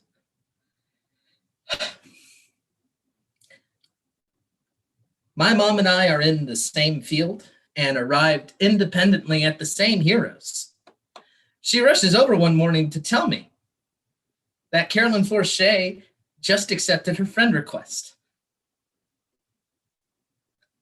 I am in the grocery store that afternoon, and she texts me to say that Carolyn just liked the link she shared. First name basis, just like that. I don't mean to make fun. This is genuinely exciting to me. Despite its silly 21st century scene markers, I think if this moment were fuel, it would burn cleanly and brightly. It is just as well that memories are not fuel, and that we cannot, in moments of panic and shortfall, attach thermite to our mountainous lobes and blow through, taking only the moments we want. It is just as well that Carolyn Forche, walking through a supermarket, debating between 2 brands of cornmeal, cannot choose when she sees human ears scattered on the aisle floor, and cannot choose when they perk up or what they hear. And another one. My mother wants to share in the pride of our neighbor, but feels compelled to make small amendments. It's a fine tree, she says, but it's not a mesquite. Mesquites don't flower. And do you see those thorns? Your excellent mesquite is an even better acacia. it occurs to me that this is that thing that I am asked to produce on demand, like a photo ID, a practical use for poetry. To correct affections without changing their vectors. Our love, like a contract, must be drawn with care and in terms as specific as possible. I am proud to call this the family business, an ancient, noble, and essential trade to mark the place of the thorns and buds, to map the trails of the wandering shadows, and to match prisms to their suited lights. And the original portion of the evening, this one I haven't read in like a year. So, yeah, let's dust it off. Give it a whirl. Take it for a spin. Some time ago in Dallas, I tried my hand at stand-up. And the MC, helpful and solicitous, though not impressive, told me he thought my material was smart. You will note, as I did, that smart and funny are not neighbors or even neighborly. Now I find myself performing again, poetry now, and it's been good for me and good to me. Maybe the most self-helpful thing I've ever done to practice direct and concise communication and force a vague but broad understanding of my worldview onto a captive audience, instead of living like I was already dead, sitting in an ornate mausoleum, putting my farts in bottles. And now, people come to me, strangers who see something in me worth approaching, worth investigating, worth teasing out. And they say to me, Kit, I like your poems. They're very funny.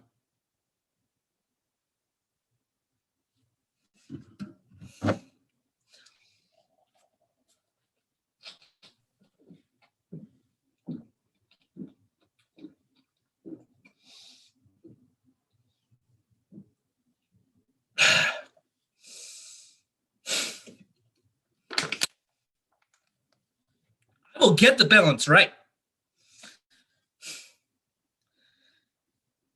I will find the 9 people who have been waiting for this. Whew. Ouch. I love your commitment to that, and I do have to say that that is part of the poem. Every time he has performed that, even live, the beer is finished. Yeah. It's chugged. Yeah. If you give me a second. Oh. What was in the giant cup? Water. Oh, okay. Okay. Come back to me for the cover poem. I don't feel good suddenly. But like have the next person come on and then I'll come back. Okay. Yeah. Awesome. Yeah. I got you. Sweet. That was interesting, man. I haven't seen you done it that hard before. The chug, but yeah. All right, cool. Check it out. You've already heard her mentioned a couple times. In fact, I just got this in the mail today. A cool little book from the past. That's right. Next up, we have Finn Bell, host of Fincabulary, the show, the podcast, awesome author and writer. Always great to have you on. Finn, how you doing today? Welcome to the show. I am doing better than I was a while ago. Well, let's hope that stays, because I'm about to share something that might trigger me again, but we'll see what happens. So I don't have anything new today. So I'm going to go way back and share some old things. So this is called To the Sprite in Her Season. Where summer begins to cradle spring is where I relinquished you into pallid, anise-scented arms, you and your gaiety, you and your greedy spilling love. There will be no cinnamon and honey to sweeten your foolish mouth. and you will not care while the days are warm, as fate dictates in every affection gone to rot. You will only be star for my flavor come winter. And next, this is called When the Curbside Pined for You. Do you think of the pavement with each graceful prance, each careless step a mocking pressure upon its squalid face? If it pause in its hopelessness and anguish to take stock of the infatuation and take offense at your naive snub? Note, sidewalks, to my knowledge, do not, as a rule, love, think, or bear grudges, but still.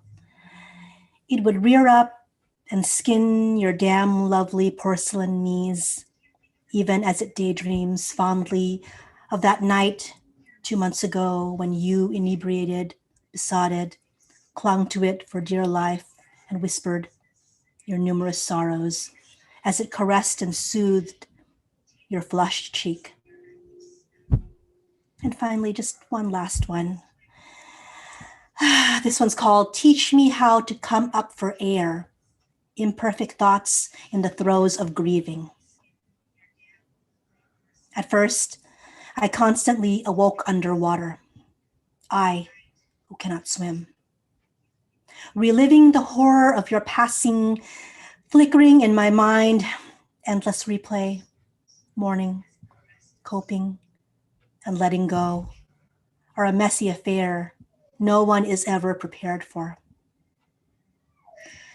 Much like every monumental upheaval in our short lives, one receives no guidance. Good and horrific memories are entwined. Pain is a daily companion, a loathsome one, but also an unexpected friend. I've learned to allow it in. It has become part of me, like sinew and blood. There are good days, and on those days, I feel you in the rumble of your siblings' footfalls. I hear you sigh and rustle through the leaves. I see you in each face that smiles kindly, vaguely in my direction. Watch over me. I never thought myself a strong person, but I was stronger when you were here with me. And now I am adrift. You wouldn't want me alone and frightened. You would want me to go on. I am not angry that you left me behind, but maybe I am more than a little angry that I let you go so easily. Seeing people who didn't yet know you were gone, but who loved you very much, it's so very hard.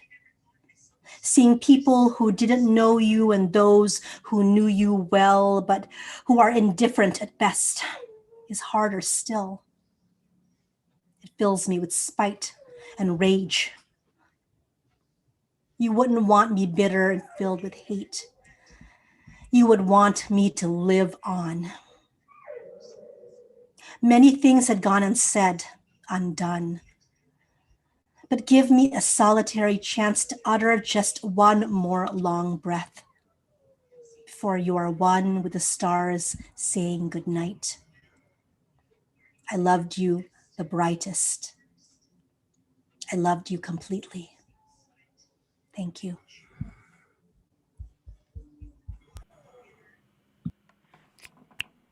Wow. Yeah, that one hit hard for sure. Ah, I talked about at the beginning of the show connecting, in our humanity, and I think this one also was very relatable, not just to me, but to a lot of people. So thank you for sharing those, Finn. Um, it is a heavy day. Yeah, it feels it. I'm feeling it.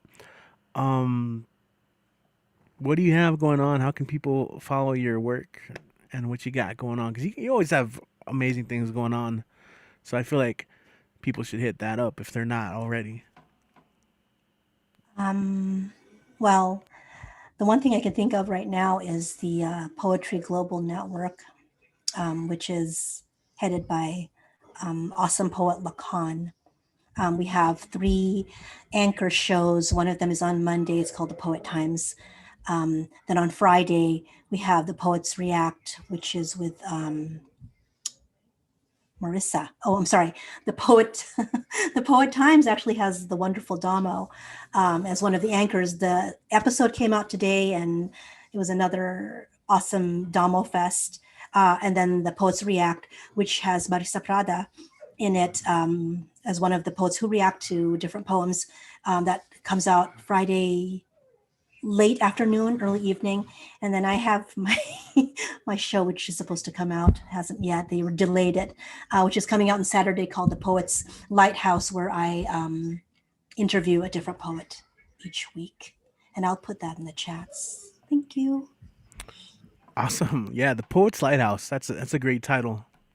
Love it. And I was actually checking out the first episode of the Poetry Times. It was really cool. Domo, in true Domo fashion. I love her energy and her silliness, but also like when it comes down to it, she did great. And it's a good team. It's a good team. And I haven't seen the Poets React. That sounds pretty cool as well. So check out those links, and I got to make sure to subscribe so I can see those updates, especially once you get your show on as well. The Poets Lighthouse. That's so cool. And congrats on that. Let's see. Awesome. So we're gonna go ahead and go from the West Coast back to the East Coast, and I believe this is probably the latest he's ever performed. So it's still great. I was scared he wasn't gonna make it, but he's here. You guys know what time it is. It is time for Generalissimo to take the stage. Welcome back. How you doing today? Well, I'm doing okay, thank you. I was at a workshop in Vancouver, Washington, that somebody invited me to. So, and I didn't get on the list at the New Year, so I went to that. And actually, the first poem I'm going to read is something that I wrote at that. So let me find it for you in here. There's no title. After you tell your friend of over 40 years how relieved you are to have gotten your second shot, then your intelligent, extremely educated friend who has always been a progressive tells you she has chosen not to be vaccinated for COVID due to evidence that has been debunked as conspiracy theory. Just agree. And when she tells you to be careful around unvaccinated people because the pieces of virus from your vaccine shot that never had any virus in it will be shed from your body into the air other people breathe, just stay silent. And when she offers to email you the websites and social media chat groups that are all about the dangers of vaccination, say yes and thank you, and resist telling her she sounds like the average racist, evangelical, Trumpist, anti-vaxxer because she has been brainwashed by disinformationist fear-mongers, and hope she'll make it through 2021 without landing in a hospital despite everything she has told you. And when another friend with a college degree who you have always considered to be extremely level-headed tells you neither her nor her six-figure MBA hubby nor college-educated kids are getting vaccinated, just be happy you have yours and hope herd immunity can actually happen. And then I'm gonna do a bunch of things that I did earlier today in line breaks and Bronx line breaks and Bronx Beats, which is run by Peggy Robles Alvarado. And let's see, they're pretty short, so I have to find them in my notebook. Well, actually, I didn't do this other one. Okay, this was one that I did in Ireland today. Sorry, I want to do this. And it was a 5-word challenge. The 5 words were cassava, onion, cold sore, troublesome, and yarn.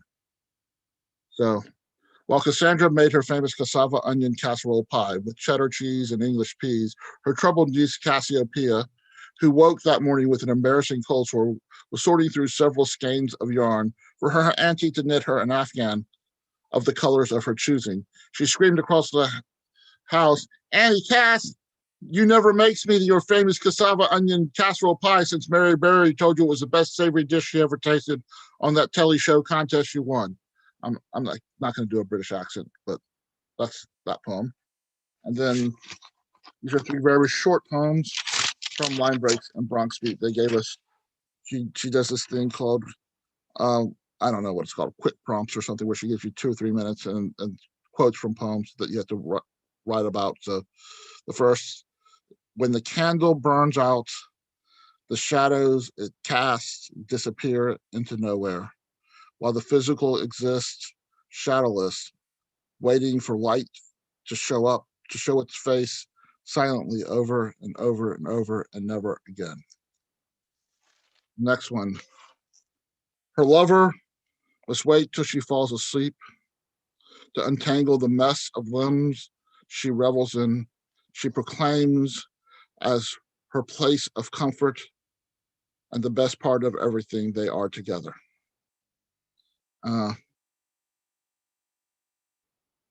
When you disappeared from my life, this is the next one. When you disappeared from my life, all that I thought that was wrong with us seemed to not hamper my breath anymore, but instead was a source, a sweet oxygen that I dearly missed.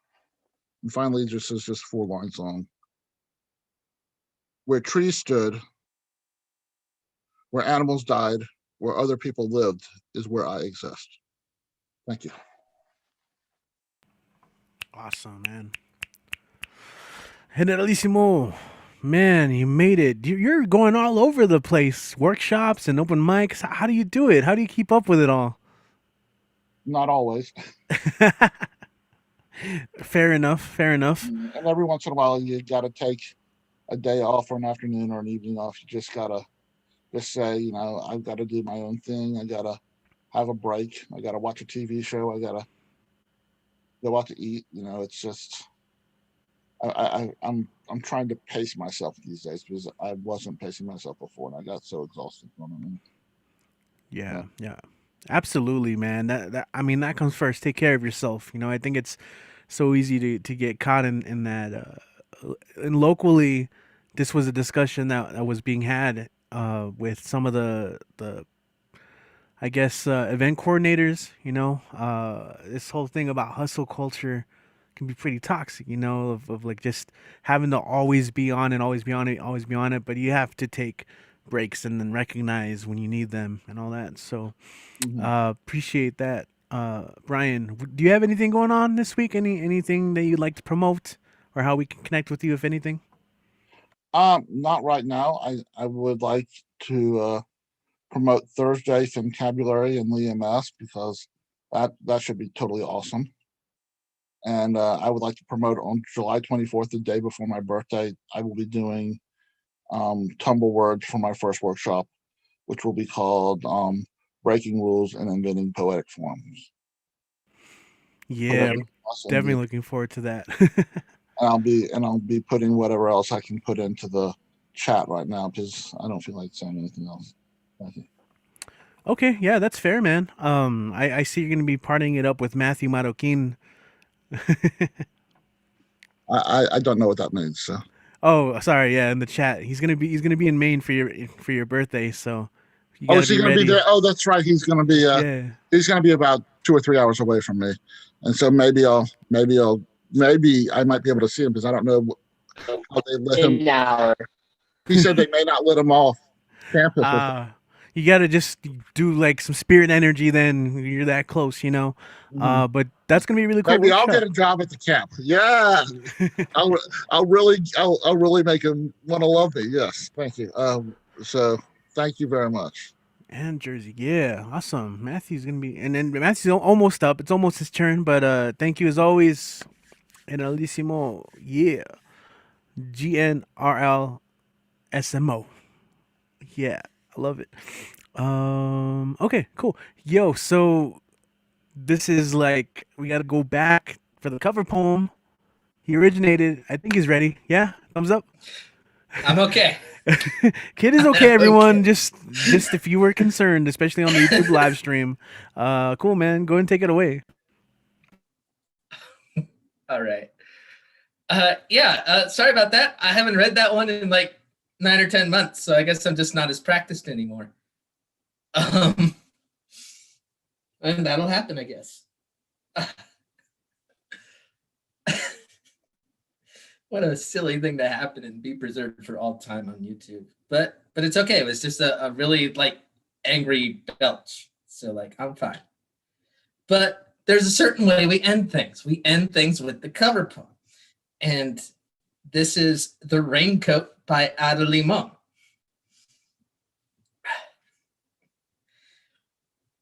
When the doctor suggested surgery and a brace for all my youngest years, my parents scrambled to take me to massage therapy, deep tissue work, osteopathy, and soon my crooked spine unspooled a bit.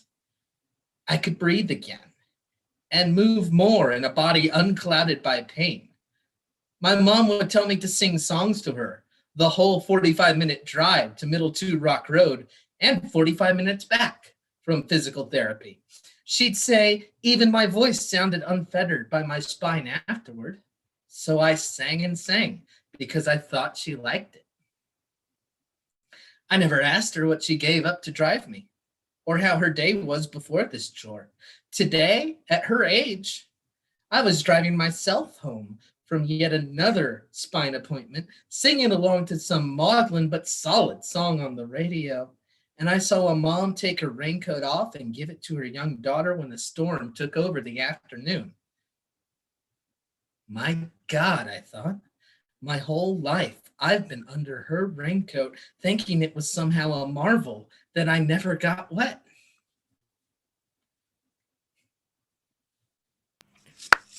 Yeah, man. Awesome. You got that sheet there that you want to show off? I do indeed. Okay. Instagram at the life right here. Okay. Instagram at Kit Runaway. Twitter at Kid Talk Sports, which you'll get what you signed up for there. This is a Ko-fi.com/KitRen. It's a blog about football. Won't be updated until September because I have rules I follow about it. You can find me on Facebook, easy enough. If you want to leave something in the tip jar, just enter my email on PayPal. If you just want to send me a line, that's my email.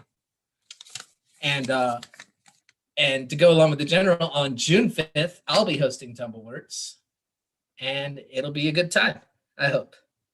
I will not chug a beer during it, or maybe ever again. I mean, you can. Awesome. Do you have a workshop title yet? It's called The New Intelligence.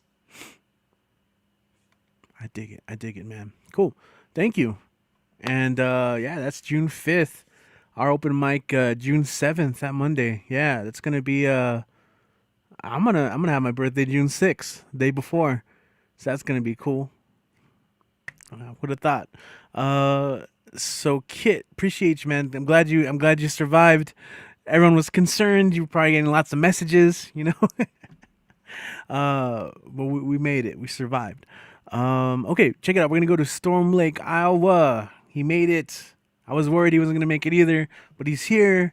You already heard his name dropped. Let's make some noise and welcome Matthew Marroquin back to the show. What's up, man?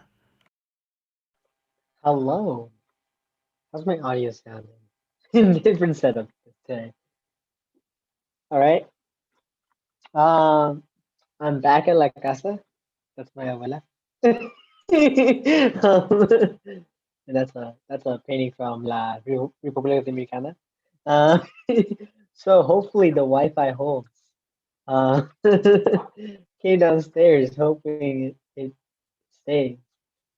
Anyways, I'm gonna read a poem that I just revamped, just one for tonight because I've been busy moving back to the house. So it's just like from my college. But yeah, it's my Teen Titans poem is a Robin poem. Renamed it, revamped it, rewrote it. We'll read it. It's called A Robin Who Loses Its Red. I'm just a bird that fell from the nest when the crows attacked and left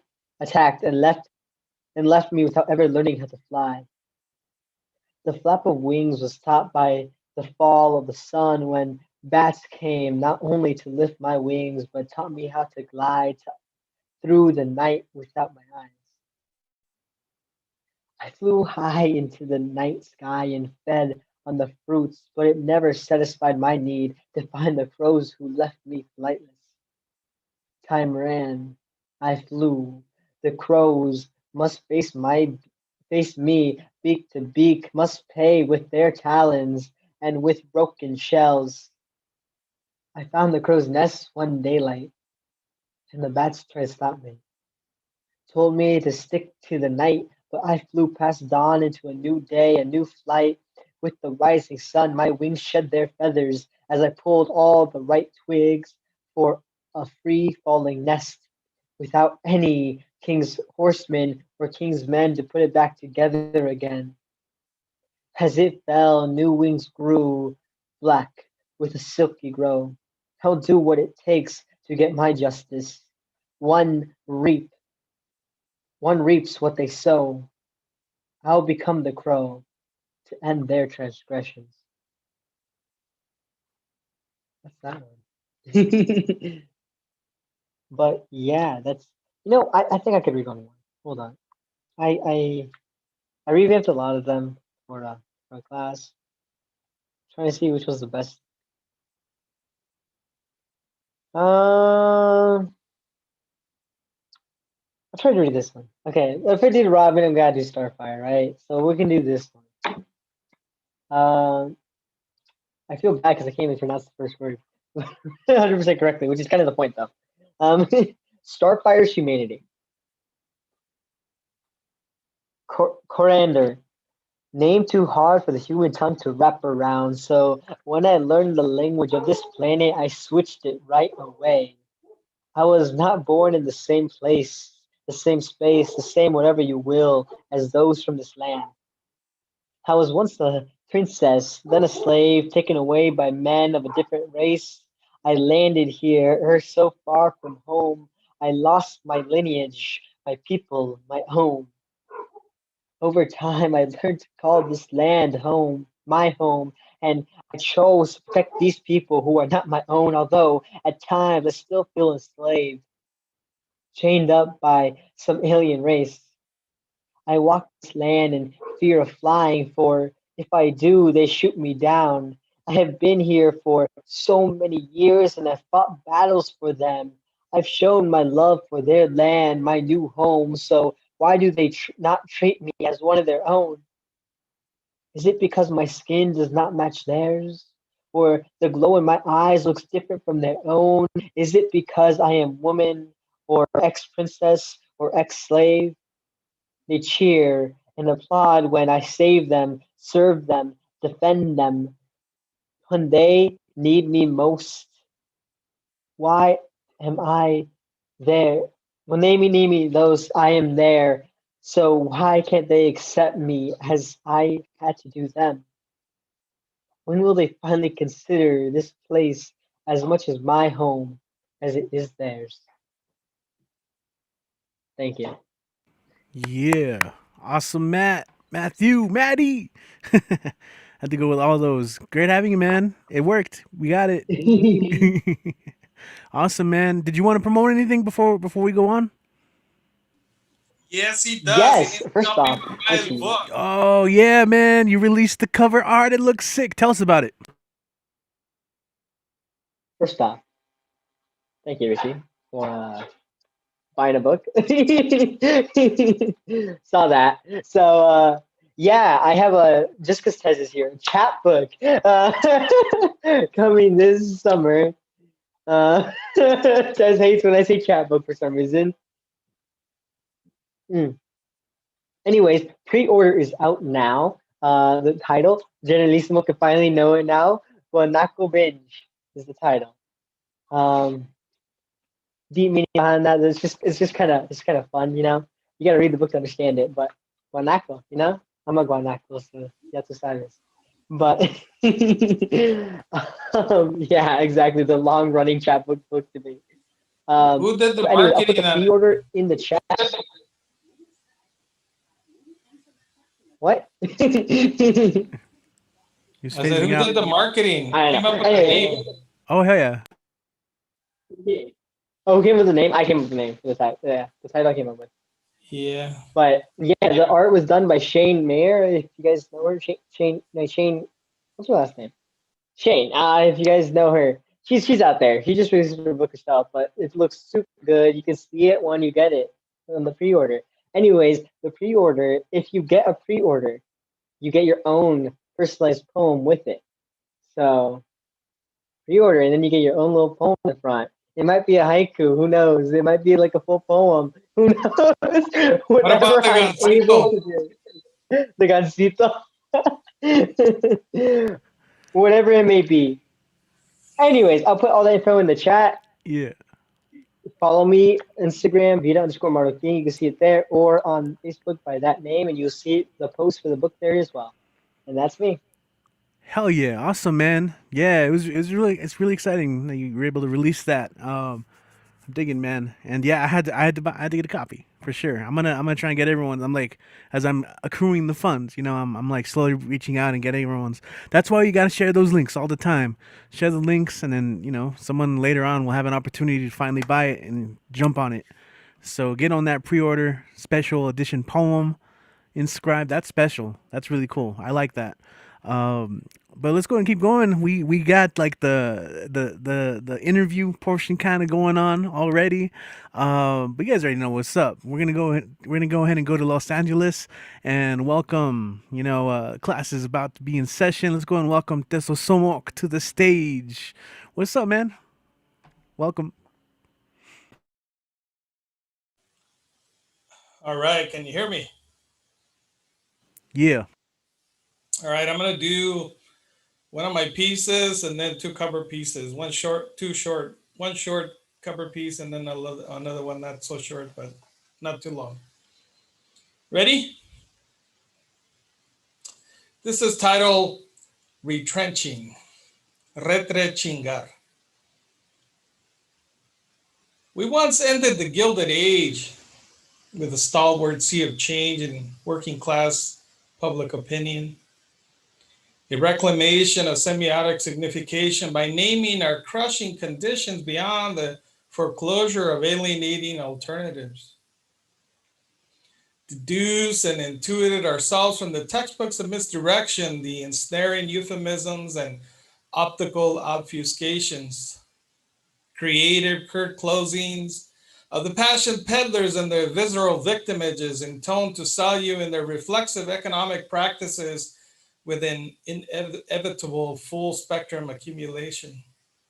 At stake is the unilateral tempestuous taking of private human experience as free raw material for influencer inscription, the behavioral driven accumulation. We reject the regimes of signification that overdetermine us in a recursive chain of outsourced servitude. We break the shackles with our introspective indignation, outrage. No mames, no way, chinga tu madre way. And this is not okay. We must recover and restore the abrogated right to autonomia, to a future tense. We must project ourselves into a future, into a fulfilling future. But el chupacabrón never sleeps. White supremacy never stops. No toma siesta days off. The forces never quit the field of battle, even after a defeat. White supremacy doesn't retreat, it retrenches. It retrechinga. Hours after the verdict, white supremacist spokesperson Tuck Carlson went on television and declared the jury convicted Chauvin only because they were intimidated by the threat of rioting and property damage. He melted like nacho cheese in a maniacal laughter at the suggestion of a three-time convicted smirking tweaker Chauvin. The ego is dangerous. It leads us to do weird things. Each white person has an ego problem requiring careful examination and painful combat. White ego does silly things, some stupid things, and these things harm people of color. The white ego, like most, prices appearance over reality and will propagate small, in big lies across multi-generations. The white eagle understands the world very well and neglects blind spots. They don't exist or mostly don't matter. The white eagle tries to answer a difficult question at the heart of whiteness. Given the horrors of white supremacy and the history of racism in the US and the violence of our modern segregated era, how does one live as a good person if one is white? The good white eagle says, "You're great. You're a good person. Your soul is pure." The bad white eagle says, "You're terrible. You're a bad person. Your soul is evil." That's the relentlessness of white supremacy. Every trauma must be dissected, every pain must be justified, and the prevailing white majority claims the right to delegitimize or legitimize your pains and traumas as legitimate, reserving for white people the sovereignty of reality itself. The police, empowered to turn systemic racism into state-sponsored terrorism, remain undeterred by any conviction of a single cop. BIPOC people are always on trial. We are always being policed. How do we do our carne asadas, our quinceañeras, our bodas, our bautismos, how we fight, how we mourn, and how we die. We're required to produce evidence for the privilege of our existence, and we can be beaten or killed at a moment's notice should we fail to give the right answer. And we're never given one day of peace.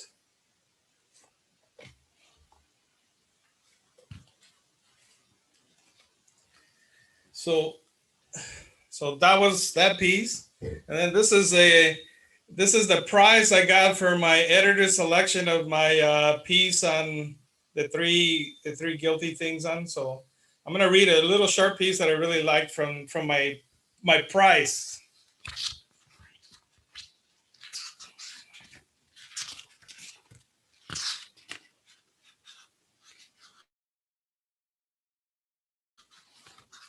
So by the Sarah McCarthy Jackson, and it's titled Calf Canyon.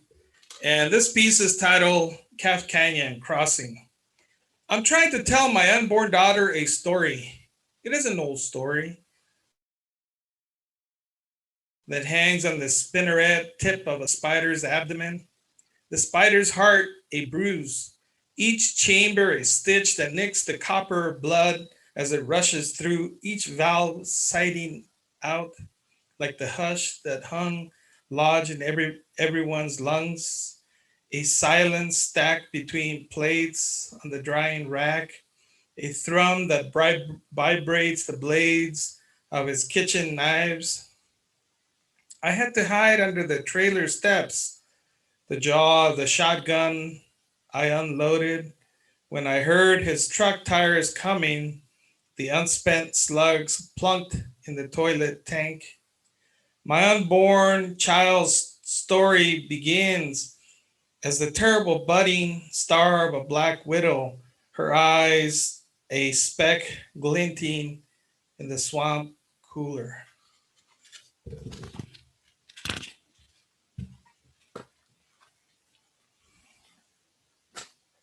That was interesting. Awesome, man. All right. So this is we're going back to Josiah. Let's see if I can get it right there. Back to baby ashalots and old pochos. We're gonna do the elote lady. Okay. The elote lady roams the streets of La Mission with elote ojos that see everything. Algunas veces she'll stop and feed you. Algunas veces she'll stab you right through the heart with a sharp elote stick and eat you, slathering you up con sal, chile, mayonesa, sangre y limón. The elote lady is fierce, man. She's got jaguars quiet and waiting and hungry, tangled in the gray of her braids. And just like Baba Yaga in her hut on chicken legs, the elote lady always has her orange plastic cooler floating alongside her. People see the cooler and come running up to her thinking that it's filled with tamales or pupusas or even champurrado. But the truth is that the cooler is filled with body parts, thin slice of Google bus riding ass cheeks, severed ear with an Apple earbud still in it, a leg with shreds of skinny jeans still clinging to it. And before serving them up to you, she smears them con sal, chile, mayonesa, sangre, y limon. A lot of the new residents of La Mission have never heard of the elote lady. Maybe one or two have heard whispers about her from the ghost elote that still grows in the sidewalk crack around Dolores Park. But me, yeah, I've seen her. One night I was coming up the BART station stairway, and there she was in the middle of the plaza, perched on a pile of gnawed-on bones and pieces of busted fixed gears bikes. The midnight evangelistos speakers frizzed out. The tecatos swallowed their dope balloons and ran screaming up Mission Street. The Cordova mural in the back of El Farolito started to bleed. The paletas in everybody's dreams around here melted as she stood there, mad dogging Las Estrellas by way of 24th Street. And Las Estrellas, they didn't look back, a bloody smile on her face, smeared with salt, chile, mayonesa, sangre, limon. When I was home alone with La Luna looking down on me, I'm going to take comfort in knowing that back in the cleaner, witty, whitier Mission District, somewhere in Valencia Street, sometime after the full bearded mixologist calls, last call, sometime after all the Uber lifts have driven away, someone's going to see her checking their Mexican food apps for the nearest all-night vegan pupuseria. They thought they heard the jingle of a paleta cart coming from around the next block, but when they turned the corner, it will be her instead, the elote lady, walking towards them in the middle of the street on cracked chanclada feet, a worn abuelita's house apron wrapped around ancient wrinkled brown skin, ignoring the honking cars, ignoring the holy water being tossed at her from second-story windows, taunting the skeletons of old locos, the ghost of pachucos, and the way back dark gods with her simple declaration, elotes, elotes, elotes, con sal, chile, mayonesa, sangre, y limón.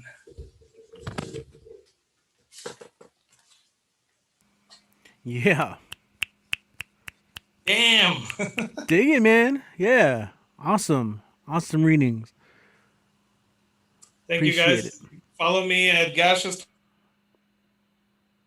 2019.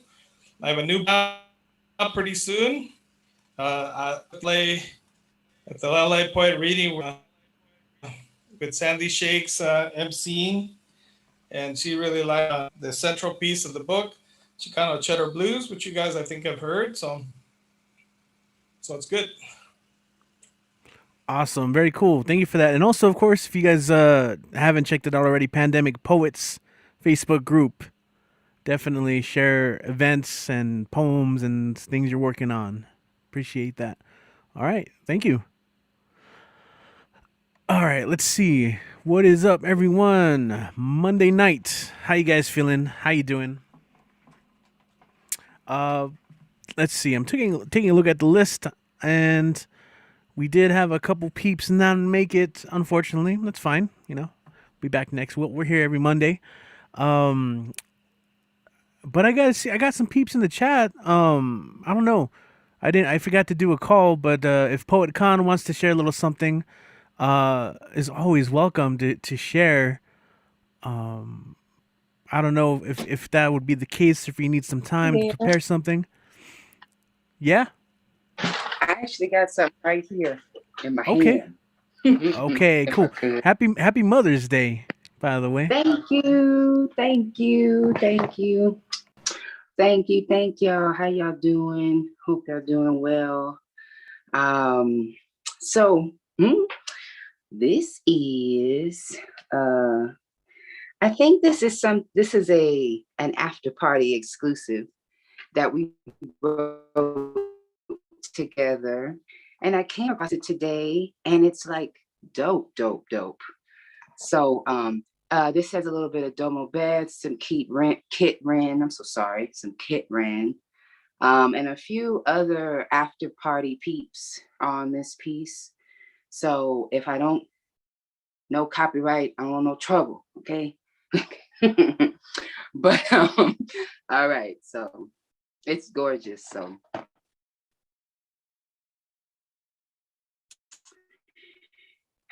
it's hidden under the skin like orange peels. I have to dig my nails into the flesh. I'd rather be with you, drifting on a memory, buried beneath the flavor and sweet scent of the fresh morning. Pine trees, green leaves, lavender scented bushes. Save the peel to savor the scent.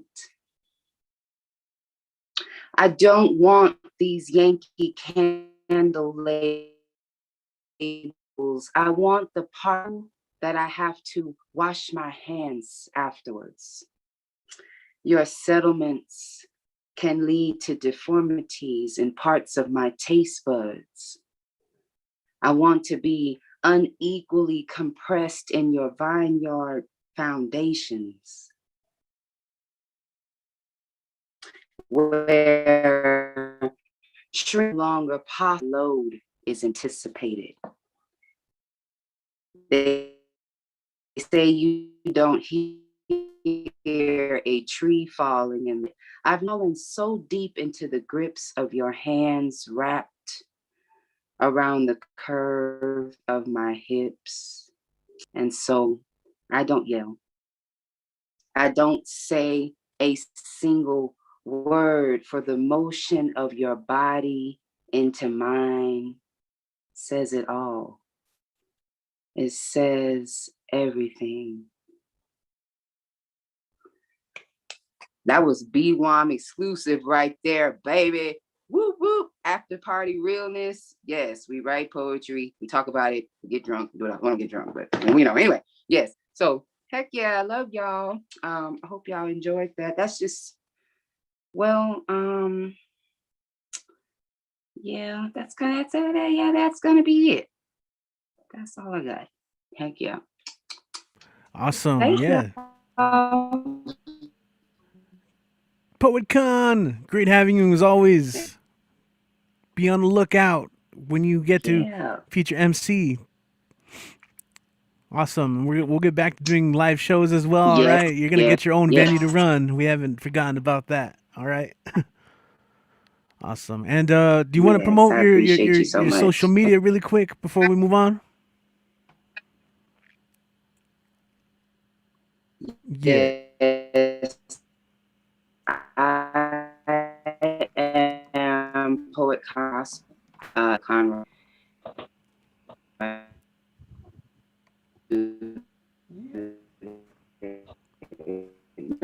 10 Green Books. My book will be coming out with them next month, I believe. And also I have another as well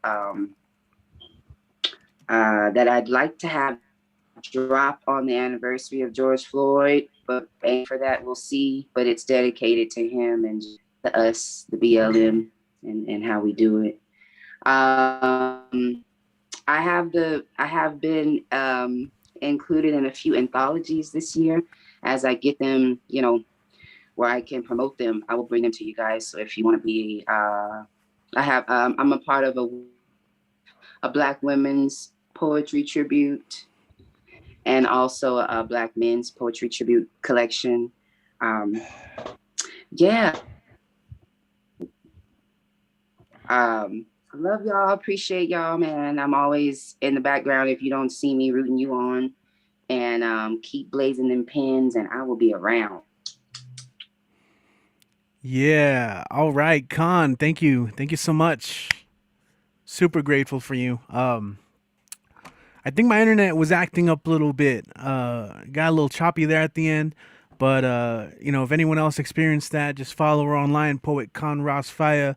Check out all her wonderful projects. I'm really looking forward to her upcoming book as well. It was really fun to see it evolve, from early manuscript to what she's been transforming it into. And yeah, that's gonna be really cool. So lots to celebrate, absolutely in that regard.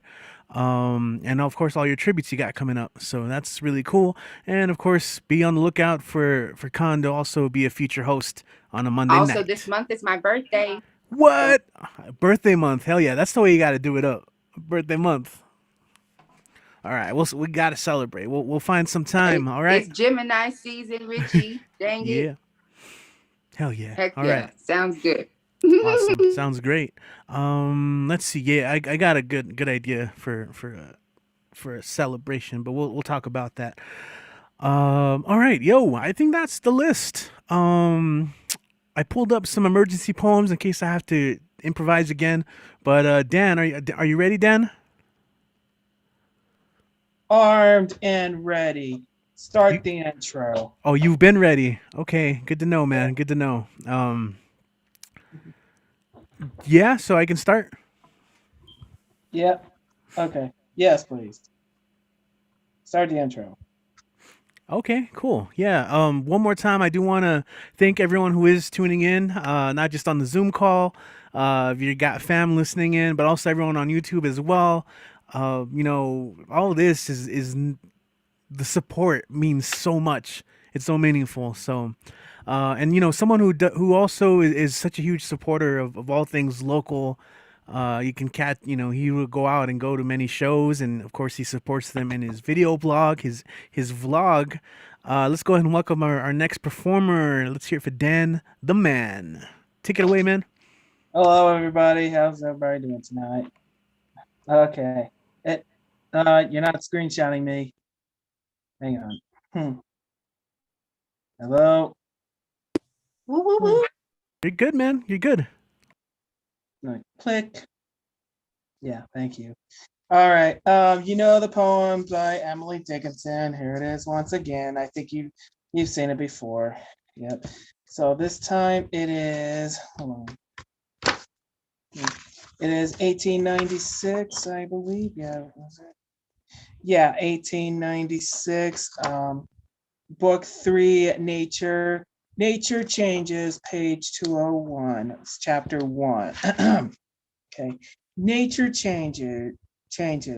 The springtime's pallid landscape will grow like bright bouquet, though drifted deep in and Parsians, the village lights today.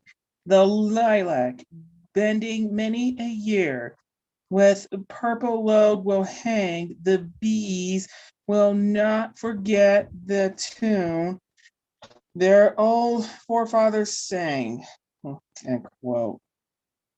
All right. The rose will redden in the bog, the aster on the hill, her everlasting fashion set, and covenant genitines frill, till summer folds her miracle, as women do groan, or priests adjourn the symbol when sacrament is done.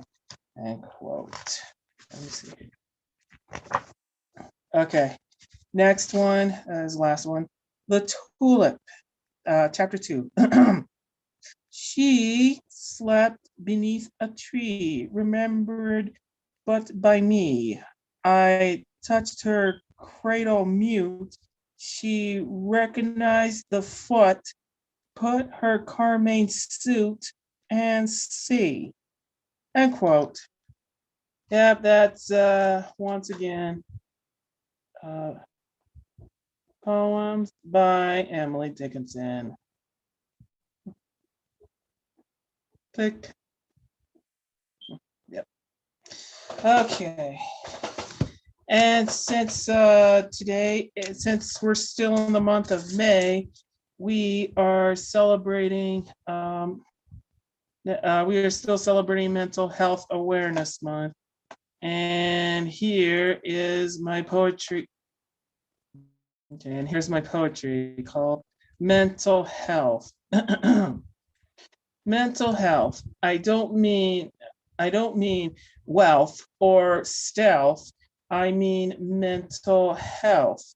Something about condition of a person with the regards of psychological well-being, their emotional well-being, relating to the social well-being. Mental health is not stealth or wealth or nor commonwealth.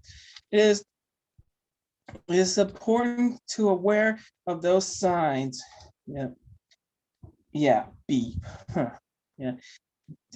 Depression, bipolar, anxiety, stress, PTSD, ADHD, COPD, OCD, phobia, shame, mental disorder, schizophrenia, globophobia, claustrophobia, kleptomania, addiction, bulimia, among others.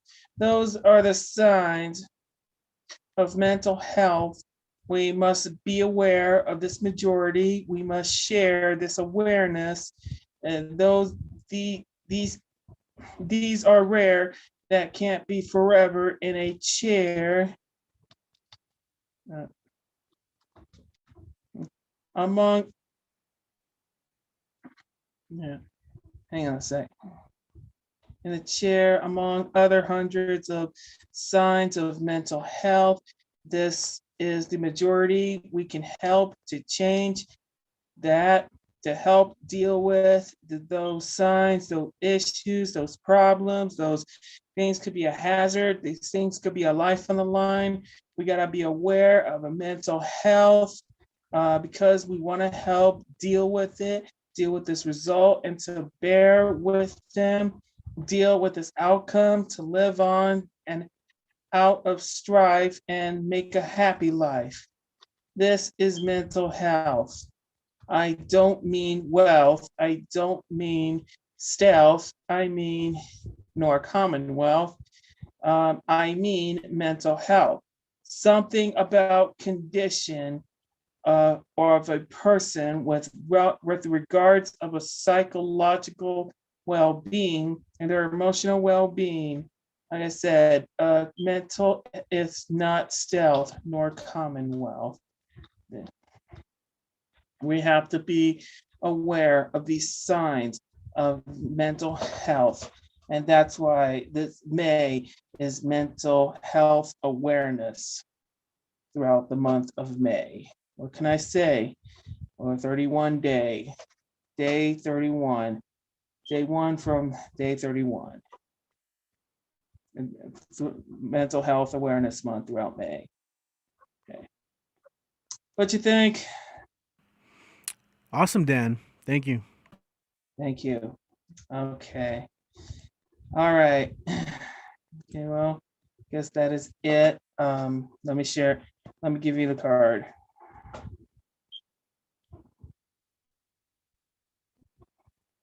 Hold on.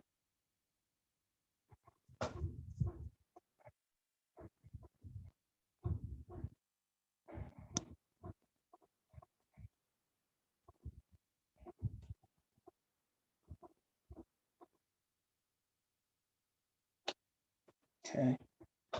All right, here it is. Read it and weep it. Okay, here it is. Read it and weep it. For those of you who are new here, please screenshot this fast as you can.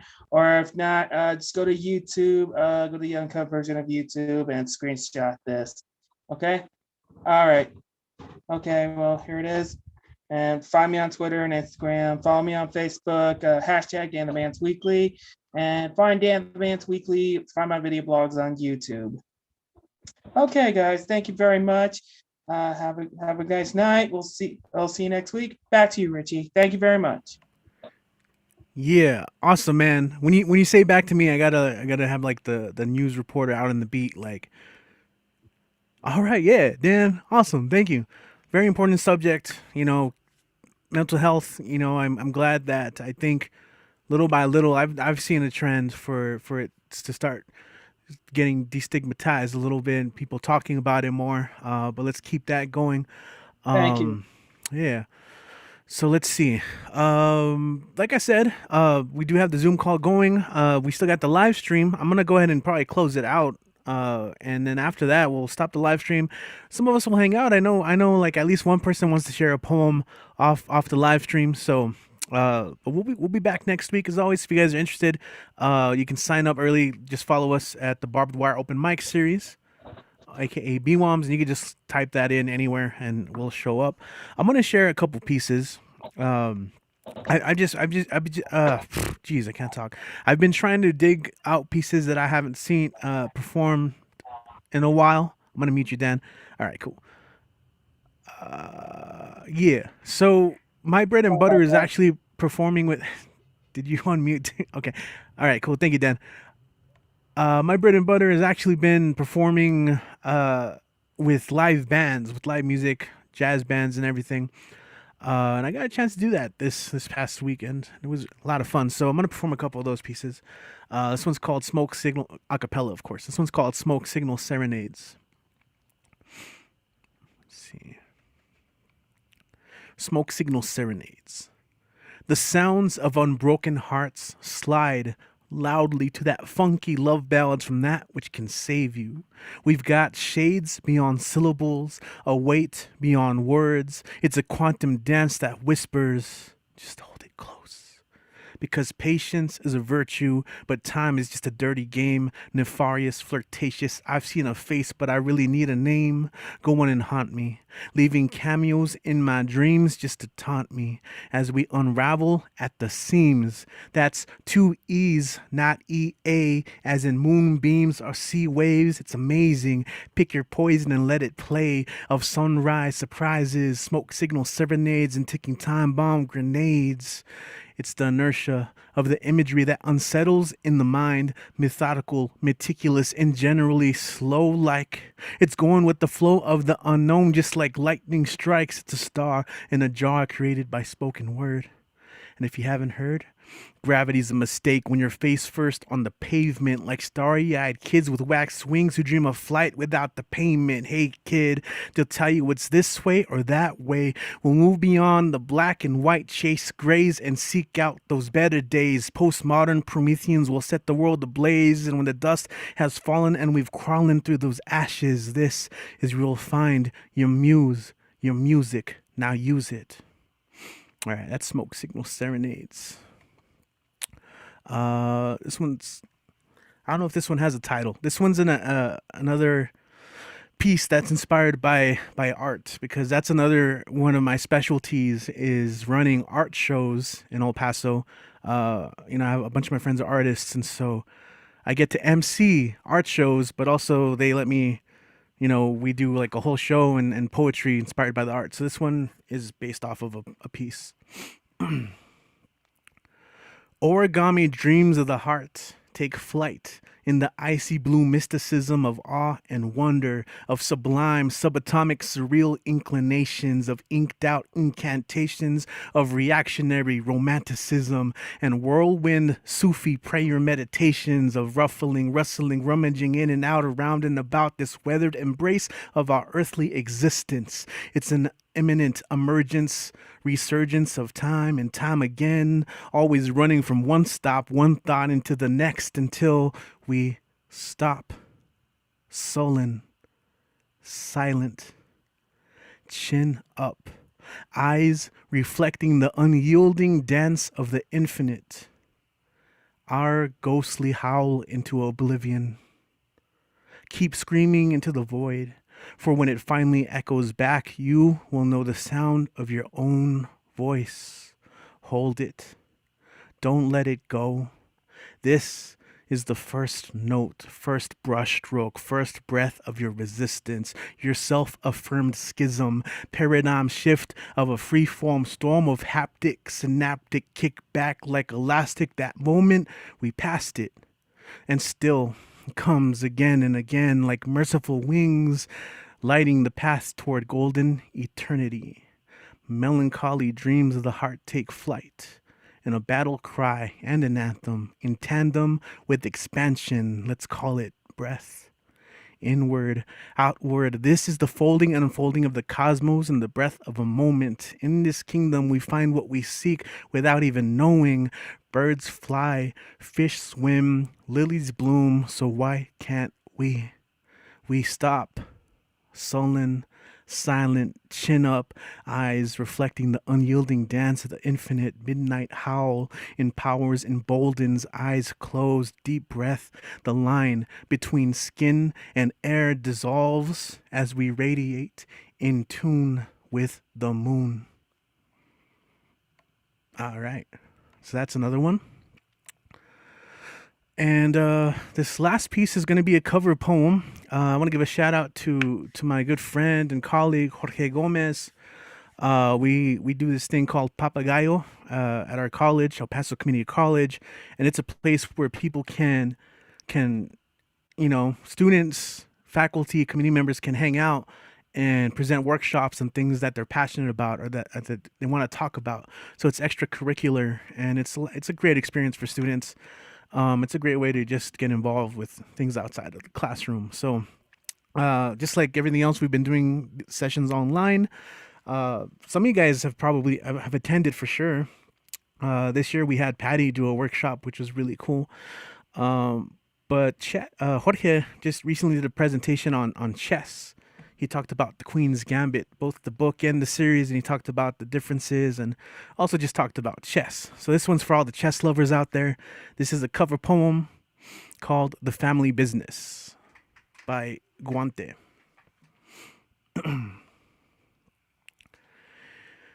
Jackie's been here for 25 years, and he tells me, you get used to it. He says your nose learns to seal itself when you dive headfirst into an ocean of dust. Your eyes develop nictating membranes to keep the chemical sprays out. In your hands, they will grow their own gloves, invisible and tough and permanent. I've been a janitor for 3 weeks, and I thought I was made of stronger materials. We play chess in the break room. Jackie asks me what my favorite piece is. I say the pawn because, he's the underdog. The odds are against him. Jackie identifies with the pawns too, but he finds nobility in their sacrifice. He sees beauty in their simplicity, in the fact that they're always moving forward. Jackie shambles from room to room, moving half as fast as me, but somehow getting twice as much done. The night shift will mess with your head like that. Jackie smiles, the saddest face I've ever seen. Sometimes I see that face and imagine we are the servants entombed alive with the pharaoh, polishing someone else's gold while our oxygen runs out, dutifully preparing a grand feast for a god who will never be hungry. But Jackie tells me that there is honor in this, a good day's work, an honest living, that there is poetry in this. But what kind of poetry lives in a can of orange naturalizer? The liquid breath of dragons? The mist dissolves every word creeping up my throat, overwhelms every idea. They got me wiping my reflection from the grass, scrubbing the shadows off the walls. They got me so scared of my alarm clock that I can't fall asleep anymore. Even when my muscles drain out from under my fingernails, my thoughts steam out of my ears, and I am left with nothing but 2 eyes that refuse to close for fear of what they might see. Is there really honor in this? Or is that abstract notion the carrot they dangle in front of us pawns to move us across the board? Jackie tells me you can't think about it like that. He says that without us, the people who live and work in this building couldn't function, that we keep the gears turning, and that it might not be glamorous, but it's necessary. And of course, he's right. And maybe I'm just a working class kid who somehow hustled my way into college and got delusions of grandeur. Maybe now I'm too good to go into the family business, 100 generations of janitors and farmers and infantry and factory workers and pawns. So I suck it up and last for 2 more months. And on my final day, before a very uncertain future, I make a point to shake Jackie's hand and I say, I've been thinking, man. I think the reason pawns can't move backwards is because if they could, they'd kill their own king in a heartbeat. Instead, we are forced to keep moving, believing we can get to the other side and become royalty ourselves, but most likely dying on the way there, sacrificed for a cause we don't even understand. I wish you the best, man. I wish you horses and castles. Jackie smiles, the saddest face I've ever seen, and disappears into his work.